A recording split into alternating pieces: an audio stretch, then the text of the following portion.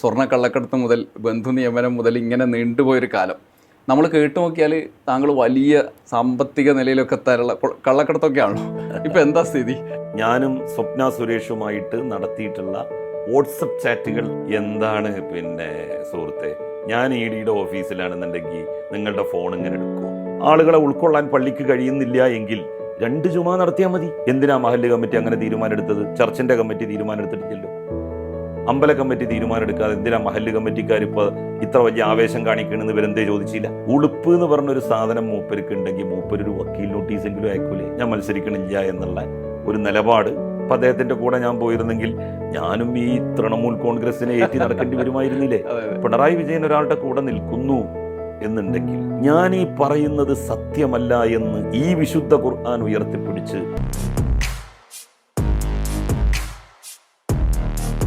നമസ്കാരം. News at ഹൗസിൻ്റെ talk ഷോയാണ്. എല്ലാവർക്കും സ്വാഗതം. ഇന്ന് നമ്മുടെ അതിഥിയായി എത്തിയിരിക്കുന്നത് അഭിമുഖങ്ങളിലൊന്നും അധികം കാണാത്ത ഒരു വ്യക്തിത്വമാണ്. മുൻ മന്ത്രിയും MLA യും ഒക്കെയായ ശ്രീ KT ജലീലാണ്. സ്വാഗതം ടോക്ക് ഷോയിലേക്ക്. ഞാനിപ്പോൾ ആലോചിക്കുന്നത് കഴിഞ്ഞ 5 വർഷം മുമ്പുള്ള ഒരു സാഹചര്യമാണ്. ഒന്നാം പിണറായി സർക്കാരിൻ്റെ ഏകദേശം ഈ കാലത്ത് അവസാന ഘട്ടത്തിൽ വലിയൊരു പെരുങ്കളിയാട്ടായിരുന്നു. അപ്പോൾ താങ്കൾ കടന്നുപോയ വഴികൾ, അതിൽ സ്വർണ്ണ കള്ളക്കടത്ത് മുതൽ ബന്ധു നിയമനം മുതൽ ഇങ്ങനെ നീണ്ടുപോയൊരു കാലം നമ്മൾ കേട്ടു നോക്കിയാൽ താങ്കൾ വലിയ സാമ്പത്തിക നിലയിലൊക്കെ എത്താനുള്ള കള്ളക്കടത്തൊക്കെയാണല്ലോ. ഇപ്പം എന്താ സ്ഥിതി? ജീവിതം എങ്ങനെയാണ് മുന്നോട്ട് പോകുന്നത്? താങ്കളെക്കുറിച്ച് ഈ അഭിമുഖങ്ങളിലൊന്നും അധികം കാണാത്തത് കൊണ്ടുകൂടി ഈ പ്രേക്ഷകരുടെ ഏറ്റവും കൂടിയ ആകാംക്ഷ നമുക്ക് ആദ്യം തന്നെ പരിഹരിച്ച് മുന്നോട്ട് പോകാം. സത്യത്തിൽ അതൊക്കെ കൊടുത്ത വാർത്താമാധ്യമങ്ങൾക്ക് അതിൻ്റെ ഒരു ബാക്കി പത്രം എന്താണ് എന്നുള്ളത് കൂടി ജനങ്ങളെ അറിയിക്കേണ്ട ബാധ്യതയുണ്ട്.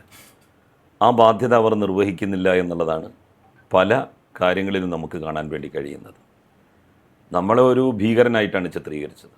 കള്ളക്കടത്ത്, ആ കള്ളക്കടത്തുമായി പോയ വാഹനം തൃശ്ശൂരിൽ വെച്ച് അതിൻ്റെ പ്രത്യേകമായിട്ടുള്ള സംവിധാനങ്ങൾക്ക് തകരാറ് പറ്റുന്നു, അത് ബാംഗ്ലൂരിൽ പോകുന്നു.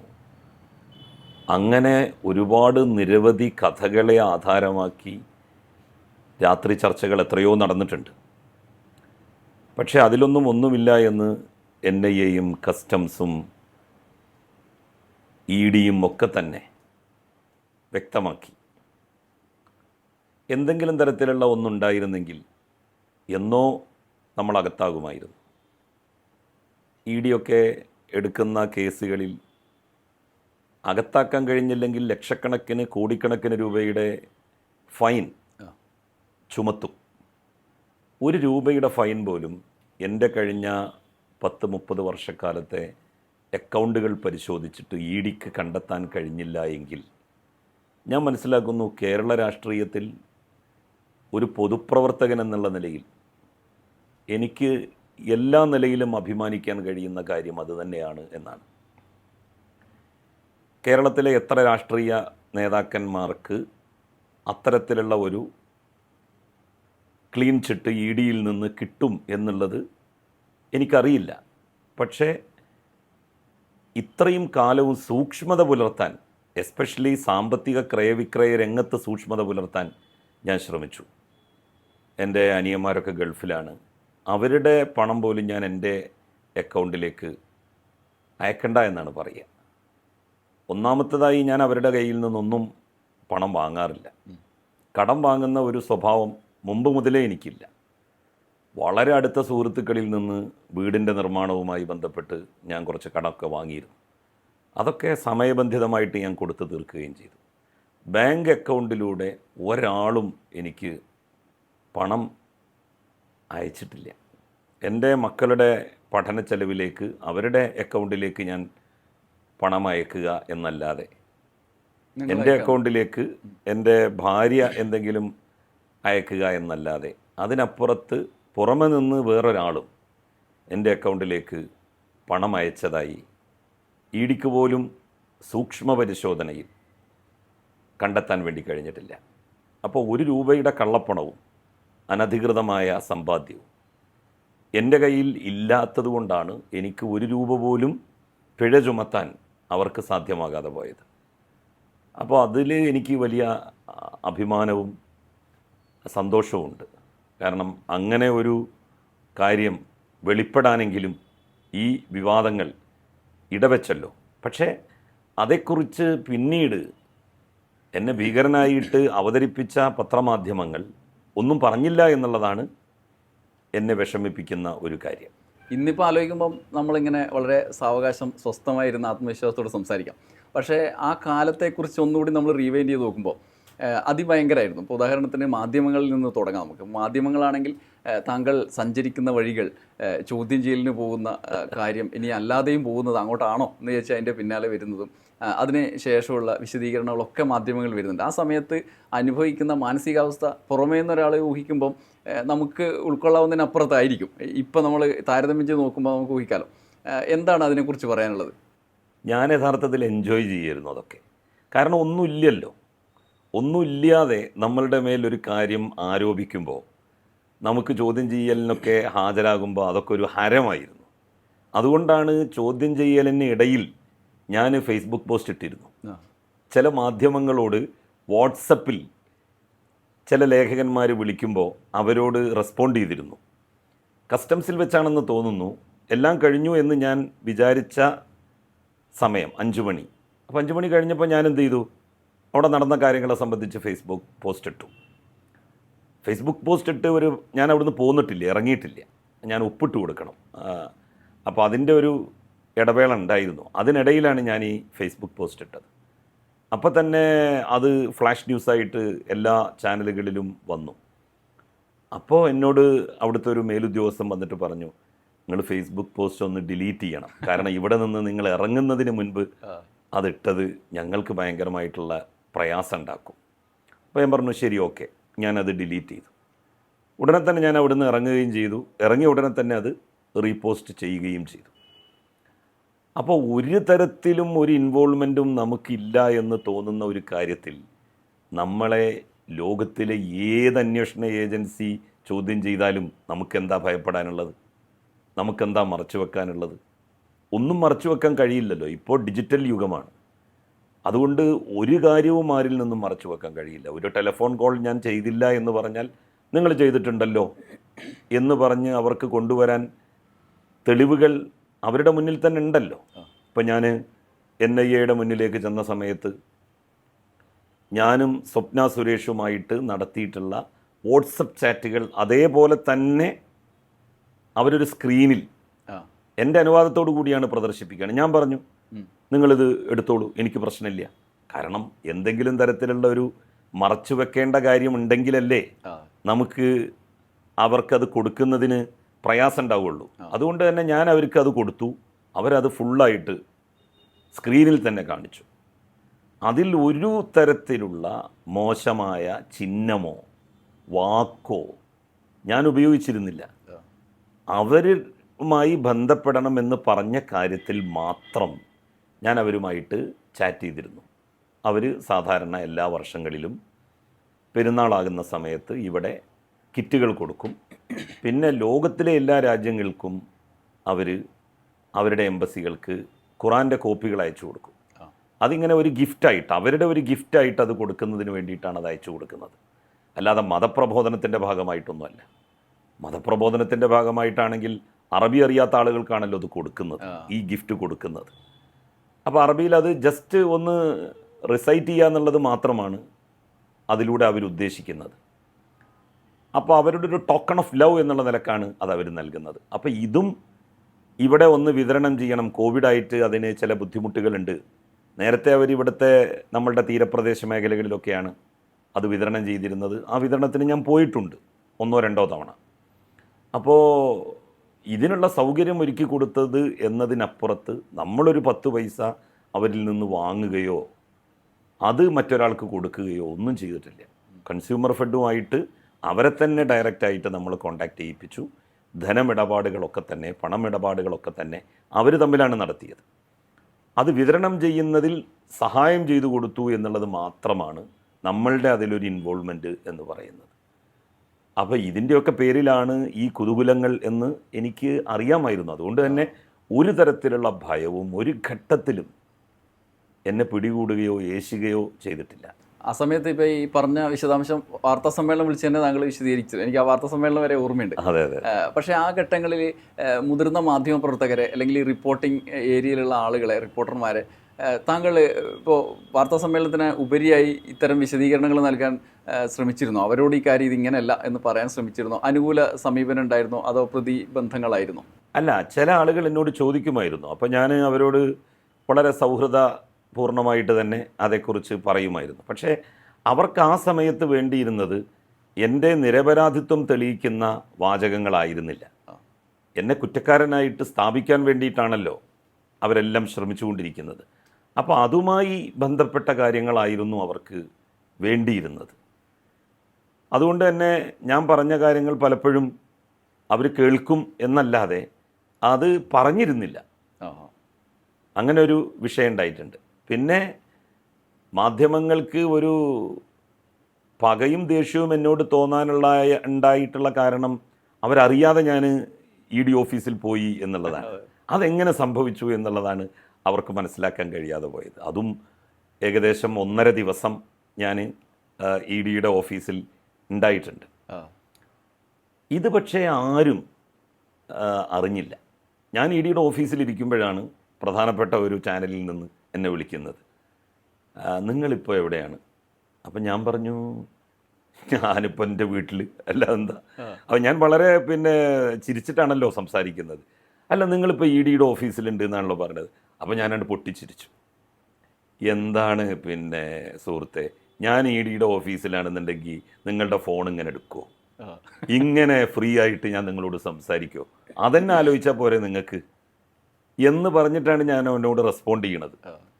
അത് കഴിഞ്ഞ് ഒരു 2-3 മണിക്കൂർ കഴിയുമ്പോഴാണ് നമ്മൾ ഇ ഡി ഓഫീസിൽ നിന്ന് പുറത്തു പോന്നു, മറ്റെങ്ങോട്ടോ പോയി എന്നുള്ള നിലക്കുള്ള വാർത്തകൾ വന്നുകൊണ്ടിരിക്കുന്നത്. അപ്പം ഞാൻ അവരെ പറ്റിച്ചു എന്നുള്ള ഒരു ഫീലിംഗ് അവർക്കുണ്ടായി. സാധാരണ പത്രക്കാരെയൊക്കെ സംബന്ധിച്ചിടത്തോളം അവരുടെ കണ്ണിൽപ്പെടാതെ ഒരാൾ പോവുക എന്ന് പറഞ്ഞാൽ അവർക്കത് അചിന്തനീയമാണ്. പക്ഷേ ഞാനത് സാധ്യമാക്കി. അതിലൊരു ദേഷ്യം, നമ്മളും ഒരു പ്രായത്തിൻ്റെ എന്താ പറയുക, ഒരു എന്തൂസിയാസ്റ്റിക് ആയിട്ടുള്ള സ്റ്റൈലിൽ നമ്മളും അതെടുത്തു. അപ്പോൾ അവർ നമ്മളെങ്ങനെ പിന്തുടരുമ്പോൾ അവരെ കാണാതെ പോകാനുള്ള വഴികൾ നമ്മളും സ്വീകരിച്ചു. അത്രയേ ഉള്ളൂ. അതൊന്നും എന്തെങ്കിലും തരത്തിലുള്ള ഇൻവോൾവ്മെൻറ്റ് നമുക്കുണ്ടായത് കൊണ്ടായിരുന്നില്ല. ഇത് പരസ്യപ്പെട്ടാൽ വലിയ പ്രശ്നങ്ങളുണ്ടാകും, അവിടെയും സംഘർഷങ്ങളുണ്ടാകും. അതുമൂലം ആർക്കും ബുദ്ധിമുട്ടുണ്ടാവരുത്. നമ്മുടെ പാർട്ടി പ്രവർത്തകന്മാർക്കോ മറ്റു പാർട്ടികളിലെ പ്രവർത്തകന്മാർ അവർ സമരവുമായിട്ട് വരുമ്പോൾ പോലീസ് സ്വാഭാവികമായിട്ടും അവരെ നേരിടും. അങ്ങനെ ഒരു പ്രശ്നം ഉണ്ടാവരുത് എന്നുള്ള താല്പര്യവും കൊണ്ടുകൂടിയാണ് ഇത് പരമാവധി ഒളിപ്പിച്ചു വെക്കാൻ വേണ്ടിയിട്ട് അന്ന് നോക്കിയത്. അല്ലാതെ എന്തെങ്കിലും ഒളിപ്പിച്ചു വെക്കാനുള്ളത് കൊണ്ടായിരുന്നില്ല അവരോടൊന്നും പറയാതെ, പത്രക്കാരെ അറിയിക്കാതെ പോയത്. അപ്പോൾ സതുദ്ദേശത്തിലാണ് അന്നതൊക്കെ ചെയ്തത്. പക്ഷെ അതൊക്കെ ദുർവ്യാഖ്യാനം ചെയ്യപ്പെട്ടു. എങ്കിലും ഒരുപാട് അന്വേഷണ ഏജൻസികൾ വളരെ മൈക്രോസ്കോപ്പിക്കായിട്ട് അന്വേഷിച്ചിട്ട് പോലും ₹1 നമ്മളെക്കൊണ്ട് പിഴ ചുമത്തിക്കാനോ നമ്മളുടെ ഭാഗത്ത് എന്തെങ്കിലും തരത്തിലുള്ള ഒരംശം തെറ്റ് സംഭവിച്ചതായി അവർക്ക് ചൂണ്ടിക്കാണിക്കാനോ സാധിച്ചില്ല എന്നുള്ളതിൽ എനിക്ക് വലിയ അഭിമാനവും സന്തോഷവുമാണുള്ളത്. രണ്ടാമത്തൊരു കാര്യം ആണ്, ഇപ്പോൾ മാധ്യമങ്ങൾ അങ്ങനെ ഒരു സാഹചര്യത്തിൽ നിൽക്കുമ്പോൾ തന്നെ പ്രതിപക്ഷത്തിലുള്ള രാഷ്ട്രീയ നേതാക്കളാണ്. ഇപ്പോൾ ഉദാഹരണത്തിന് എൻ്റെ ഓർമ്മയിൽ വരുന്നത് നിയമസഭയിൽ ഒരു അവിശ്വാസ പ്രമേയ ചർച്ചയാണ്. ഇപ്പോൾ അതിനെക്കുറിച്ച് ഒരു പുസ്തകം എഴുതിയിട്ടുള്ള അവിശ്വാസം ആണ് അതെല്ലാം എന്ന് പറഞ്ഞിട്ട് ഒരു പുസ്തകം തന്നെ ഞാൻ ചെയ്തിട്ടുണ്ട്. ആ നിയമസഭാ ദിവസത്തെ 10.5 മണിക്കൂർ വെച്ചിട്ട്.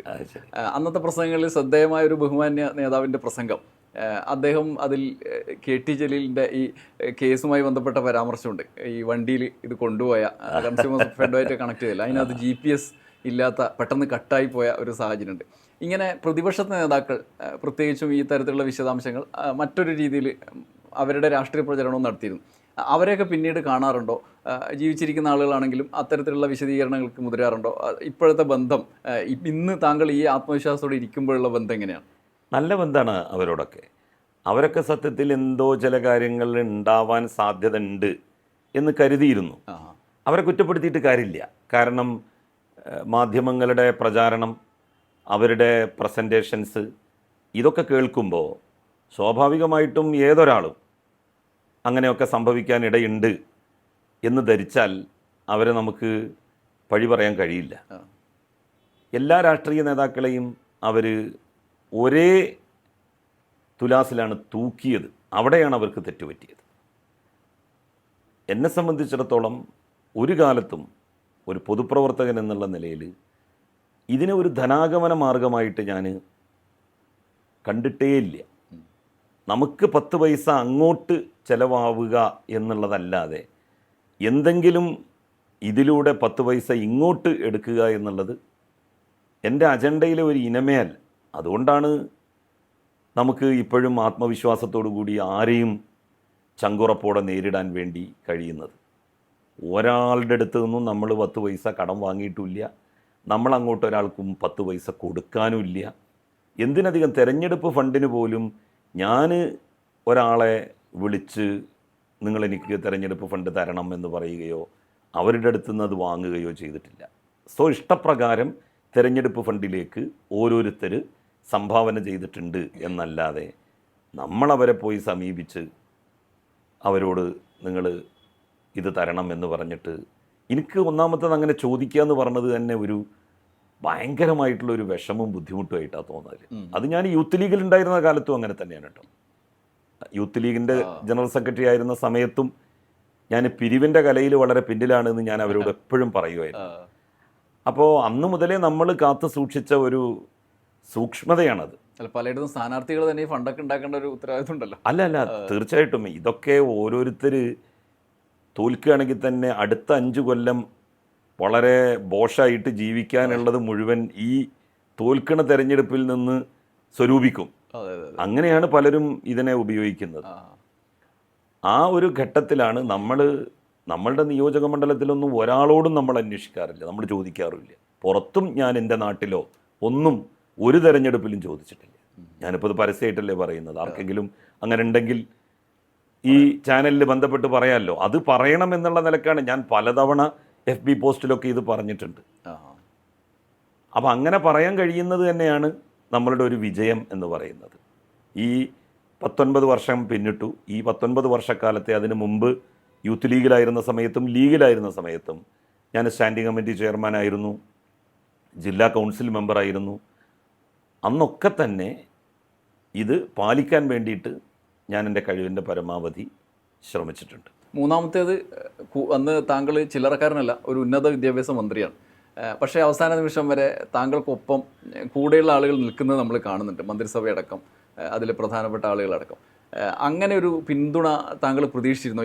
ഇമാതിരി ഒരു സാഹചര്യം സൃഷ്ടിക്കപ്പെടുമ്പോൾ ഇങ്ങനെ ഒരു പിന്തുണ പൊതുബോധത്തിന് അടിസ്ഥാനമാക്കി അവർ ചിന്തിക്കില്ലേ എന്ന് എപ്പോഴെങ്കിലും ആലോചിച്ചിരുന്നോ? പിന്തുണ കിട്ടുന്നത് അപ്രതീക്ഷിതമായിരുന്നോ?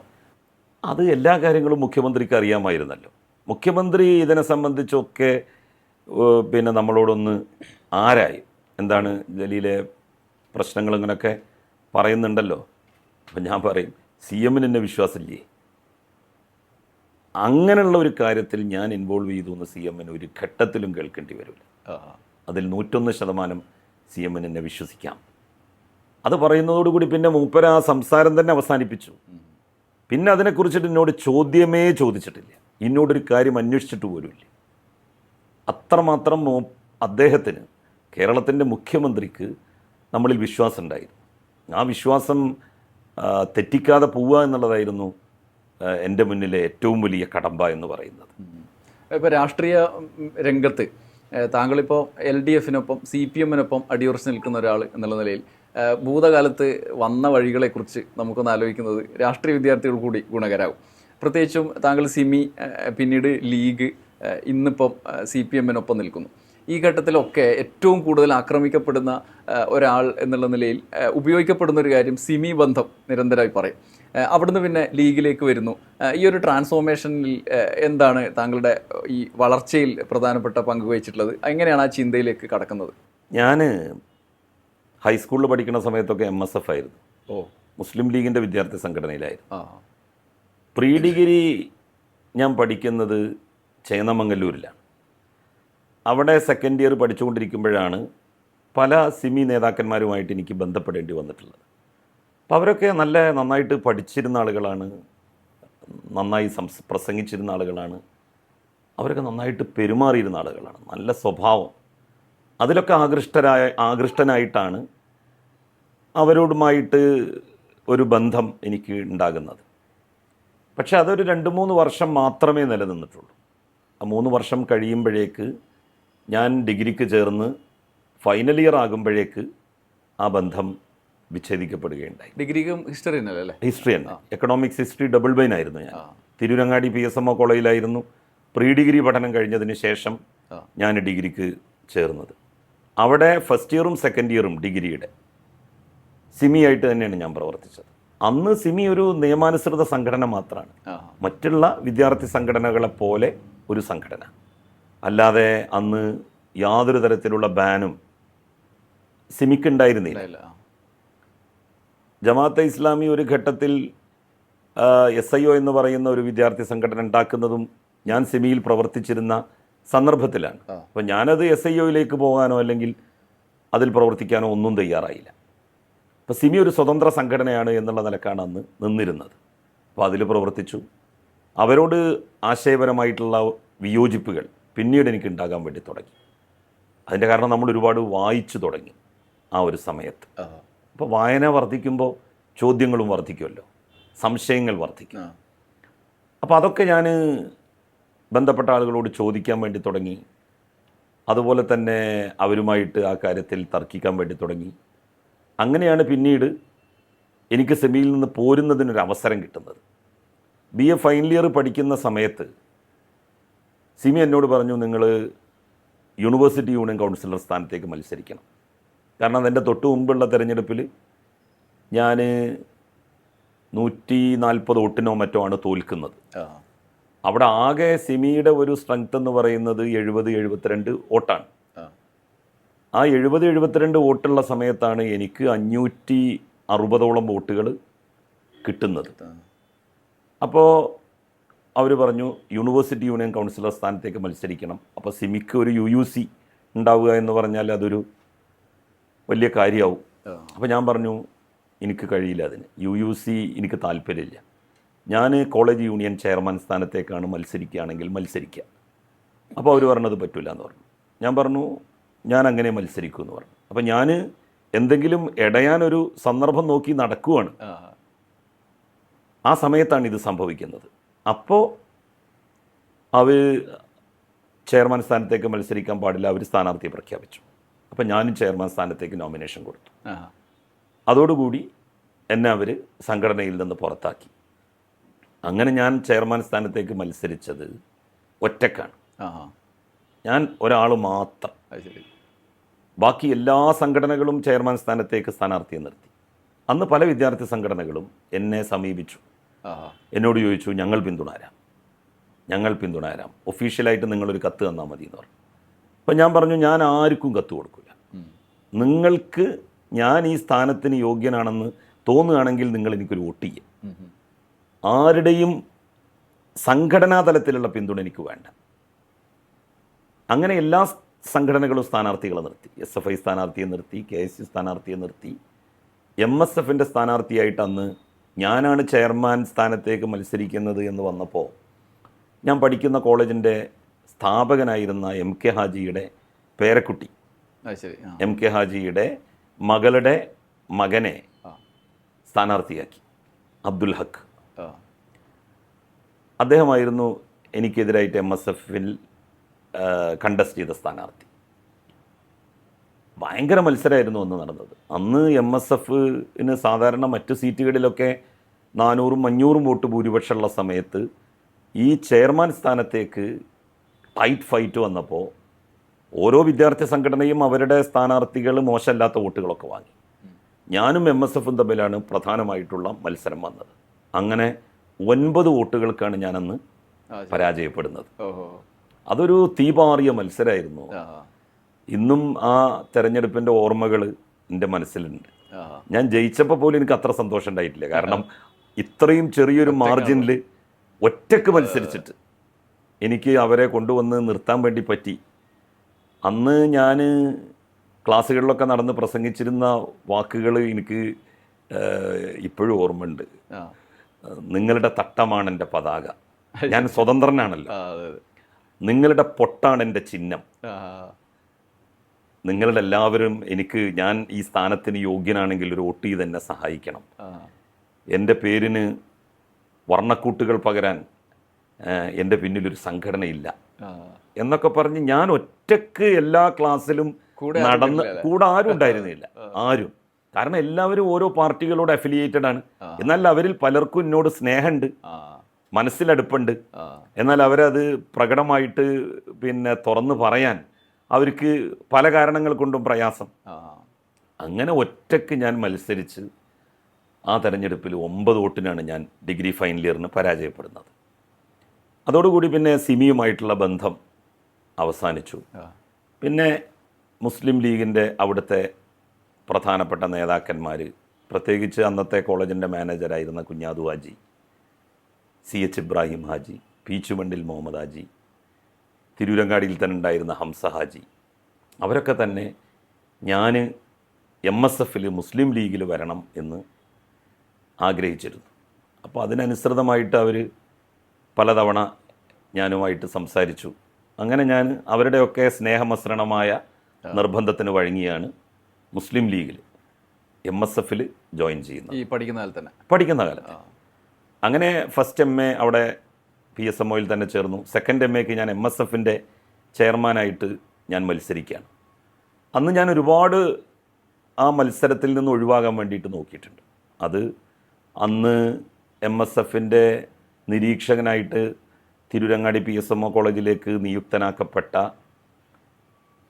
ഒരു അബ്ദുറഹിമാൻ എന്ന് പറഞ്ഞിട്ടൊരാളുണ്ടായിരുന്നു. MSFൻ്റെ അന്നത്തെ PKC അബ്ദുറഹിമാൻ. അദ്ദേഹം ഇപ്പോൾ ജില്ലാ പഞ്ചായത്ത് മെമ്പറാണ് മലപ്പുറം. അദ്ദേഹമായിരുന്നു അന്ന് MSFൻ്റെ നിരീക്ഷകനായിട്ട് വന്നത്. അപ്പോൾ ഞാൻ ഒരു കാരണവശാലും മത്സരിക്കുന്നില്ല എന്ന് പറഞ്ഞപ്പോൾ എന്നെ ഒറ്റക്ക് കൂട്ടിക്കൊണ്ടുപോയിട്ട് അദ്ദേഹം പറഞ്ഞത്, MSF എന്ന് പറയുന്ന സംഘടന എടുക്കുന്ന തീരുമാനം നിങ്ങൾ അംഗീകരിക്കണം. നിങ്ങളെ ചെയർമാൻ സ്ഥാനാർത്ഥിയാക്കാനാണ് പാർട്ടിയുടെ തീരുമാനം. അതിൽ നിന്ന് നിങ്ങൾ ഒരു കാരണവശാലും വഴുതി പോകരുത്. അത് അച്ചടക്കമുള്ള ഒരു പാർട്ടിക്കാരൻ എന്നുള്ള നിലക്ക് നിങ്ങൾക്ക് യോജിക്കുന്നതല്ല. അങ്ങനെ പറഞ്ഞ് വളരെ സമ്മർദ്ദം PKC ചെലുത്തിയതിന് ശേഷമാണ് ഞാൻ ചെയർമാൻ സ്ഥാനാർത്ഥിയായിട്ട് മത്സരിക്കാമെന്ന് സമ്മതിച്ചത്. എന്നിട്ടും എനിക്ക് പ്രചരണം നടത്താൻ ഒരു വല്ലാത്ത മാനസിക പ്രയാസം ഉണ്ടായിരുന്നു. ആ സമയത്താണ് ഒരു ഭാഗ്യം പോലെ ഗൾഫിൽ നിന്ന് ഒരു ക്ഷണം വരുന്നത്, ഒരു പരിപാടിയിൽ പങ്കെടുക്കുക. അബുദാബിയിൽ Kasaragod Kerala Muslim cultural centre, Muslim ലീഗിൻ്റെ പോഷക സംഘടന എന്നുള്ള നിലയിൽ പ്രവർത്തിക്കുന്ന സംഘടനയാണല്ലോ, അവരിന്നൊരു പരിപാടിക്ക് ക്ഷണിക്കുന്നത്. അങ്ങനെ ഞാനിവിടെ നോമിനേഷൻ കൊടുത്തിട്ട് അന്ന് വൈകുന്നേരം ഫ്ലൈറ്റിന് കയറി അബുദാബിയിലേക്ക് പോയി. അബുദാബിയിൽ പരിപാടിയൊക്കെ കഴിഞ്ഞ് ഞാൻ തിരിച്ചെത്തുന്നത് തെരഞ്ഞെടുപ്പ് നടക്കുന്ന അന്ന് രാവിലെയാണ്. തെരഞ്ഞെടുപ്പ് നടക്കുന്ന അന്ന് രാവിലെയാണ്, പോളിംഗ് ഡേൻ്റെ അന്നാണ് ഞാൻ തിരിച്ചെത്തുന്നത്. അപ്പം എൻ്റെ മനസ്സിലെന്താണ്, നമ്മൾ കഴിഞ്ഞ തവണ MSFനെതിരായിട്ട് മത്സരിച്ചിട്ട് കുട്ടികളോടൊക്കെ വോട്ട് ചോദിച്ചതാണ്, അവരോട് പ്രസംഗിച്ചതാണ്. ഇനി ഇത്തവണ എങ്ങനെയാണ് അവരെ അഭിമുഖീകരിക്കുക എന്നുള്ളതായിരുന്നു എൻ്റെ ഒരു ഭയം. പക്ഷേ അവിടെയും ദൈവം എനിക്കൊരു അനുഗ്രഹമായിട്ട് ഈ ഒരു ക്ഷണം എൻ്റെ മുന്നിലേക്ക് കൊണ്ടുവന്ന് തന്നു. അങ്ങനെ ഞാൻ തിരഞ്ഞെടുപ്പിൻ്റെ അന്ന് വരുന്നു, തിരഞ്ഞെടുപ്പ് നടക്കുന്നു. 550-600 വോട്ടിനാണ് ഞാൻ അന്ന് ജയിച്ചത്. അതായത് സ്ഥാനാർത്ഥി പ്രചരണം നടത്താതെ, പണ്ട് ഇസ്മായിൽ സാഹിബൊക്കെ അങ്ങനെ ജയിച്ചു പോയിട്ടുണ്ട്, മണ്ഡലം കാണാതെ നമ്മൾ കേട്ടിട്ടുണ്ടല്ലോ. മഞ്ചേരിയിൽ നോമിനേഷൻ കൊടുത്തവർ പോയിട്ട് പിന്നെ ജയിച്ചതിന് ശേഷമാണ് വരാറുള്ളത് എന്ന്, അല്ലെങ്കിൽ തെരഞ്ഞെടുപ്പിൻ്റെ ദിവസമാണ് പിന്നെ വരാറുള്ളതെന്ന് പറയാറുണ്ടല്ലോ.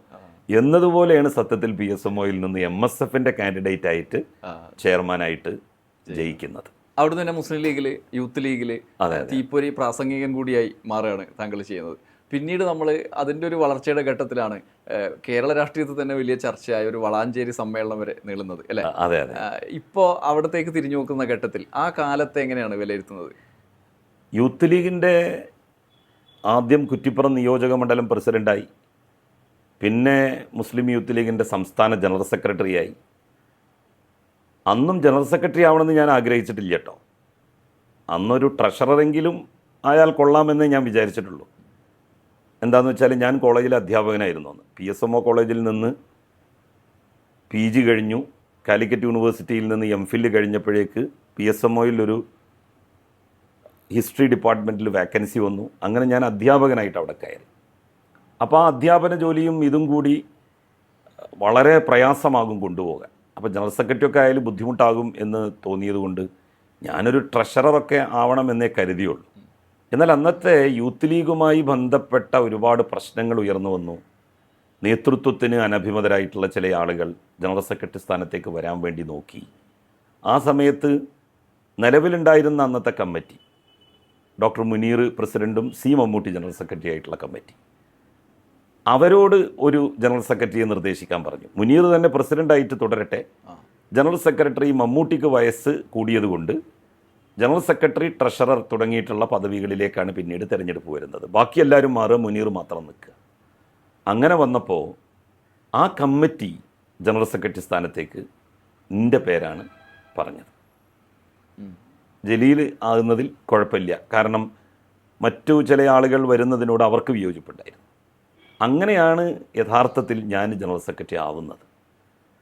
ജനറൽ സെക്രട്ടറി ആയിക്കഴിഞ്ഞതിന് ശേഷം ഒരുപാട് പ്രവർത്തനങ്ങൾ യൂത്ത് ലീഗിൻ്റെ ആഭിമുഖ്യത്തിൽ നടത്തി. സാധാരണ ലീഗും യൂത്ത് ലീഗും ഒക്കെ സമ്മേളനങ്ങൾ നടത്താറ്, പരിപാടികൾ നടത്താറ് കോഴിക്കോട് കടപ്പുറത്തും മലപ്പുറം കോഴിക്കോട് മേഖലകളിൽ മാത്രമാണ്. സംസ്ഥാന സമ്മേളനങ്ങൾ അങ്ങനെ നടന്നിട്ടുള്ളൂ. ആരും മറ്റു പ്രദേശങ്ങളിലേക്ക് കൊണ്ടുവരാനുള്ള ധൈര്യം കാണിക്കാറില്ല. ഗുജറാത്ത് കലാപം നടന്ന സന്ദർഭമായിരുന്നു അത്. അപ്പോൾ ആ ഘട്ടത്തിൽ മതം സംഘർഷമല്ല സമാധാനമാണ് എന്ന മുദ്രാവാക്യം ഉയർത്തി എറണാകുളത്ത് വെച്ച് മെറൈൻ ഡ്രൈവിൽ വെച്ചിട്ട് വലിയൊരു സംസ്ഥാന സമ്മേളനത്തിന് ഞങ്ങൾ തീരുമാനിച്ചു. എറണാകുളം ടൗൺ ഹാളിൽ അനുബന്ധ പരിപാടികൾ, അവസാന ദിവസം മെറൈൻ ഡ്രൈവിൽ പ്രകടനം, പൊതുസമ്മേളനം, ഇതാണ് നിശ്ചയിച്ചത്. അത് ഗംഭീര വിജയമായിരുന്നു. മഹേഷ് ഭട്ടിനെ പോലെയുള്ള പ്രഗത്ഭന്മാരായിട്ടുള്ള ആളുകളെ ഞങ്ങൾ അതിൽ പങ്കെടുപ്പിച്ചു. ഗുജറാത്തിൽ നിന്ന് തന്നെയുള്ള ആളാണ് മഹേഷ് ഭട്ട്. അപ്പം അദ്ദേഹം കലാപവുമായി ബന്ധപ്പെട്ടൊക്കെ അദ്ദേഹത്തിൻ്റെ അനുഭവങ്ങളൊക്കെ വിശദീകരിച്ചത് ഞാൻ ഇന്ന് ഓർക്കുന്നുണ്ട്. കോൺഗ്രസിൻ്റെ പ്രമുഖരായിട്ടുള്ള നേതാക്കന്മാരന്ന് അതിൽ സംബന്ധിച്ചു. Doctor KN Panicker, doctor Tahir Mahmood, അങ്ങനെ തുടങ്ങിയിട്ടുള്ള വലിയ പ്രാമാണികന്മാരായിട്ടുള്ള ചരിത്ര പണ്ഡിതന്മാർ, ബാലചന്ദ്രൻ ചുള്ളിക്കാടിനെ പോലെയുള്ള കവികൾ എല്ലാം അന്നത്തെ ആ പരിപാടിയിൽ സംബന്ധിച്ചിരുന്നു. പരിപാടികളിലെല്ലാം ഭംഗിയായിട്ട് ഞങ്ങൾ നിർവഹിച്ചു. അവസാന ഘട്ടമായപ്പോഴേക്ക് കുഞ്ഞാലിക്കുട്ടി സാഹിബുമായിട്ട് ചില അഭിപ്രായ വ്യത്യാസങ്ങൾ ഉയർന്നു വന്നു. അപ്പോഴേക്ക് കൊരമ്പയിൽ അഹമ്മദ് ഹാജി മുസ്ലിം ലീഗിൻ്റെ സംസ്ഥാന ജനറൽ സെക്രട്ടറി മരണപ്പെടുകയും ആ സ്ഥാനത്തേക്ക് കുഞ്ഞാലിക്കുട്ടി സാഹിബ് വരികയും ഒക്കെ ചെയ്തിരുന്നു. അപ്പോൾ അദ്ദേഹവുമായിട്ട് ചില അഭിപ്രായ വ്യത്യാസങ്ങളുണ്ടായി. മുസ്ലിം യൂത്ത് ലീഗിൻ്റെ പല കാര്യങ്ങളും അദ്ദേഹവുമായി ആലോചിക്കുന്നില്ല എന്നുള്ള ആക്ഷേപം അദ്ദേഹത്തിനുണ്ടായിരുന്നു. അപ്പം ഞാൻ അതിന് മറുപടിയായിട്ട് അന്ന് പറഞ്ഞത്, യൂത്ത് ലീഗ് എന്ത് തീരുമാനിക്കണമെന്ന് തീരുമാനിക്കുന്നത് ജനറൽ സെക്രട്ടറി അല്ല. കമ്മിറ്റിയിൽ എന്താണോ തീരുമാനം അത് ജനറൽ സെക്രട്ടറി പത്രസമ്മേളനത്തിൽ പറയുന്നു എന്ന് മാത്രമേ ഉള്ളൂ. എൻ്റെ വ്യക്തിപരമായിട്ടുള്ള അഭിപ്രായം എന്നുള്ളതിനപ്പുറം ഒരു സംഘടനയുടെ അഭിപ്രായം എന്നുള്ള നിലയിൽ കുഞ്ഞാലിക്കുട്ടി സാഹിബ് പല സന്ദർഭങ്ങളിലും പറഞ്ഞ കാര്യങ്ങൾ തീരുമാനമാക്കി കൊണ്ടുവരാൻ എനിക്ക് കഴിഞ്ഞില്ല. ഞാനതിന് അത്ര കണ്ട് ശ്രമിച്ചിട്ടുമില്ല. അതിൻ്റെ കാരണം എന്താണെന്ന് വെച്ചാൽ യൂത്ത് ലീഗിൻ്റെ സ്റ്റേറ്റ് കമ്മിറ്റി എടുത്ത തീരുമാനമായിരുന്നു ശരിയെന്ന് എനിക്ക് ബോധ്യമുള്ളത് കൊണ്ടുകൂടിയായിരുന്നു. ആ ഒരു അഭിപ്രായ വ്യത്യാസം ഇങ്ങനെ കൂടിക്കൂടി വന്നു. ആ സന്ദർഭത്തിലാണ് ഈ കമ്മിറ്റിയുടെ കാലാവധി കഴിയുന്നത്.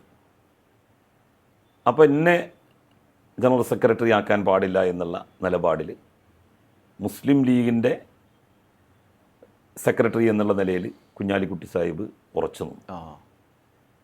അപ്പം എന്നെ അഖിലേന്ത്യാ കമ്മിറ്റിയുടെ ഭാരവാഹിയാക്കാം, അങ്ങനെ അഖിലേന്ത്യാ യൂത്ത് ലീഗിൻ്റെ കൺവീനർ ജലീലാവട്ടെ എന്ന് അദ്ദേഹം പറഞ്ഞു. അന്ന് പക്ഷേ കൂടിയ പുതിയ സ്റ്റേറ്റ് കമ്മിറ്റി കൗൺസിലർമാർ എൻറ്റയറായി ലീഗിൻ്റെ തീരുമാനത്തിനെതിരായിരുന്നു. അവർ ഒന്നുകിൽ ഞാൻ പ്രസിഡൻറ്റ്, ഷാജി ജനറൽ സെക്രട്ടറി, അതല്ലെങ്കിൽ സാദിഖ് അലി തങ്ങൾ പ്രസിഡന്റ്, ഞാൻ ജനറൽ സെക്രട്ടറി, ഷാജി ട്രഷററായിട്ട് വീണ്ടും രണ്ടാമത്തെ ടേമും തുടരുക എന്നുള്ള ഒരു മാനസികാവസ്ഥയിലായിരുന്നു. അങ്ങനെ കമ്മിറ്റിയുടെ സമയം ഇങ്ങനെ നീണ്ടു പോവുകയാണ്. രാവിലെ ചേർന്ന കൗൺസിൽ വൈകുന്നേരം മഗ്‌രിബ് നമസ്കാരത്തിൻ്റെ സമയമായിട്ടും പിരിയുന്നില്ല. അപ്പോൾ ആളുകളിങ്ങനെ അസ്വസ്ഥമാകാൻ വേണ്ടി തുടങ്ങി. അവസാനം എന്നെ കുഞ്ഞാലിക്കുട്ടി സാഹിബ് ഫോണിൽ വിളിച്ചു. എന്നിട്ട് എന്നോട് പറഞ്ഞു, കമ്മിറ്റിയുടെ സമയം ഇങ്ങനെ രാവിലെ തുടങ്ങി വൈകുന്നേരം അനന്തമായിട്ട് നീണ്ടുപോവുകയാണ്, തങ്ങൾക്ക് ഒരു പ്രയാസമുണ്ട് അതിൽ, അതുകൊണ്ട് ഞാൻ തങ്ങൾക്ക് കൊടുക്കണോ, ഫോൺ കൊടുക്കാമെന്ന് പറഞ്ഞു. അപ്പോൾ ഞാൻ പറഞ്ഞു, ഈ തങ്ങൾക്ക് ഫോണൊന്നും കൊടുക്കണ്ട, കാരണം ഈ മുസ്ലിം ലീഗുമായിട്ട് അടിച്ചു പിടിച്ചിട്ട് നമ്മൾ ജനറൽ സെക്രട്ടറി ആയിട്ട് കാര്യമില്ല, ഇത് നടത്തിക്കൊണ്ടു പോകണ്ടേ. ഞാൻ പറഞ്ഞു, ഞാൻ ജനറൽ സെക്രട്ടറി സ്ഥാനത്തേക്ക് മത്സരിക്കണില്ല, ആ കാര്യം ഞാൻ കൗൺസിലിൽ പറഞ്ഞോളാം എന്ന് പറഞ്ഞു. അങ്ങനെ കൗൺസിൽ മുമ്പാകെ ഞാൻ എഴുന്നേറ്റ് നിന്നിട്ട് പറഞ്ഞു, അന്ന് മഞ്ചേരി തെരഞ്ഞെടുപ്പിൽ പാർട്ടി തോറ്റ സമയമാണ്. അപ്പോൾ മഞ്ചേരി തെരഞ്ഞെടുപ്പിൽ പാർട്ടി തോറ്റ് പാർട്ടിക്ക് വലിയൊരു ക്ഷീണം സംഭവിച്ച സമയമാണിത്. അപ്പോൾ അതുകൊണ്ട് നമ്മൾ ഇതും കൂടി മറ്റൊരു ക്ഷീണമാക്കിയിട്ട് മാറ്റരുത്. ഞാൻ ജനറൽ സെക്രട്ടറി സ്ഥാനത്തേക്ക് മത്സരിക്കുന്നില്ല, പാർട്ടിയുടെ നന്മ ഉദ്ദേശിച്ചുകൊണ്ട് ഞാൻ പിന്മാറുകയാണ് എന്ന് പറഞ്ഞിട്ട് ഞാൻ അങ്ങനെ ഒരു പ്രസംഗം നടത്തി. ആ പ്രസംഗത്തെ തുടർന്നാണ് പിന്നീട് കൗൺസിൽ ശാന്തമായത്. അങ്ങനെയാണ് സാദിഖ് അലി ശിഹാബ് തങ്ങൾ അന്ന് കൊണ്ടുവന്നത്. സത്യത്തിൽ അദ്ദേഹത്തിന് പ്രായം കൂടുതലായിരുന്നു അന്ന്. യൂത്ത് ലീഗിൻ്റെ പ്രായപരിധിക്ക് പുറത്തായിരുന്നു തങ്ങൾ. പക്ഷെ കൊണ്ടുവന്നത് എന്നെ ഒഴിവാക്കാൻ വേണ്ടി മാത്രമാണ്. എന്നെ ഒഴിവാക്കാൻ അങ്ങനെ ഒരാളെ കൊണ്ടുവന്നാലേ സാധിക്കൂ എന്നുള്ളത് കൊണ്ടാണ് അവരത് ചെയ്തത്. അപ്പോഴും എന്തായി, എന്നാൽ തങ്ങൾ പ്രസിഡന്റും ഞാൻ ജനറൽ സെക്രട്ടറിയും ആയിക്കോട്ടെ എന്നുള്ള ഒരു ടോക്ക് വന്നു. അപ്പോഴാണ് പിന്നെ എന്നെ വിളിക്കുന്നത്.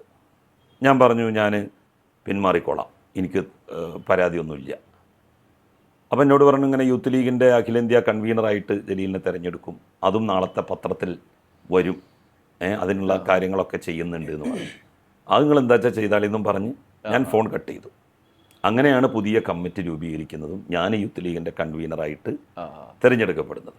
പക്ഷേ യൂത്ത് ലീഗിൻ്റെ അഖിലേന്ത്യാ കൺവീനറായിട്ട് എന്നെ തിരഞ്ഞെടുത്തു എന്നല്ലാതെ അതിനെ സംബന്ധിച്ച ഒരു കാര്യവും ഒഫീഷ്യലായിട്ട് നമ്മളെ അറിയിച്ചില്ല.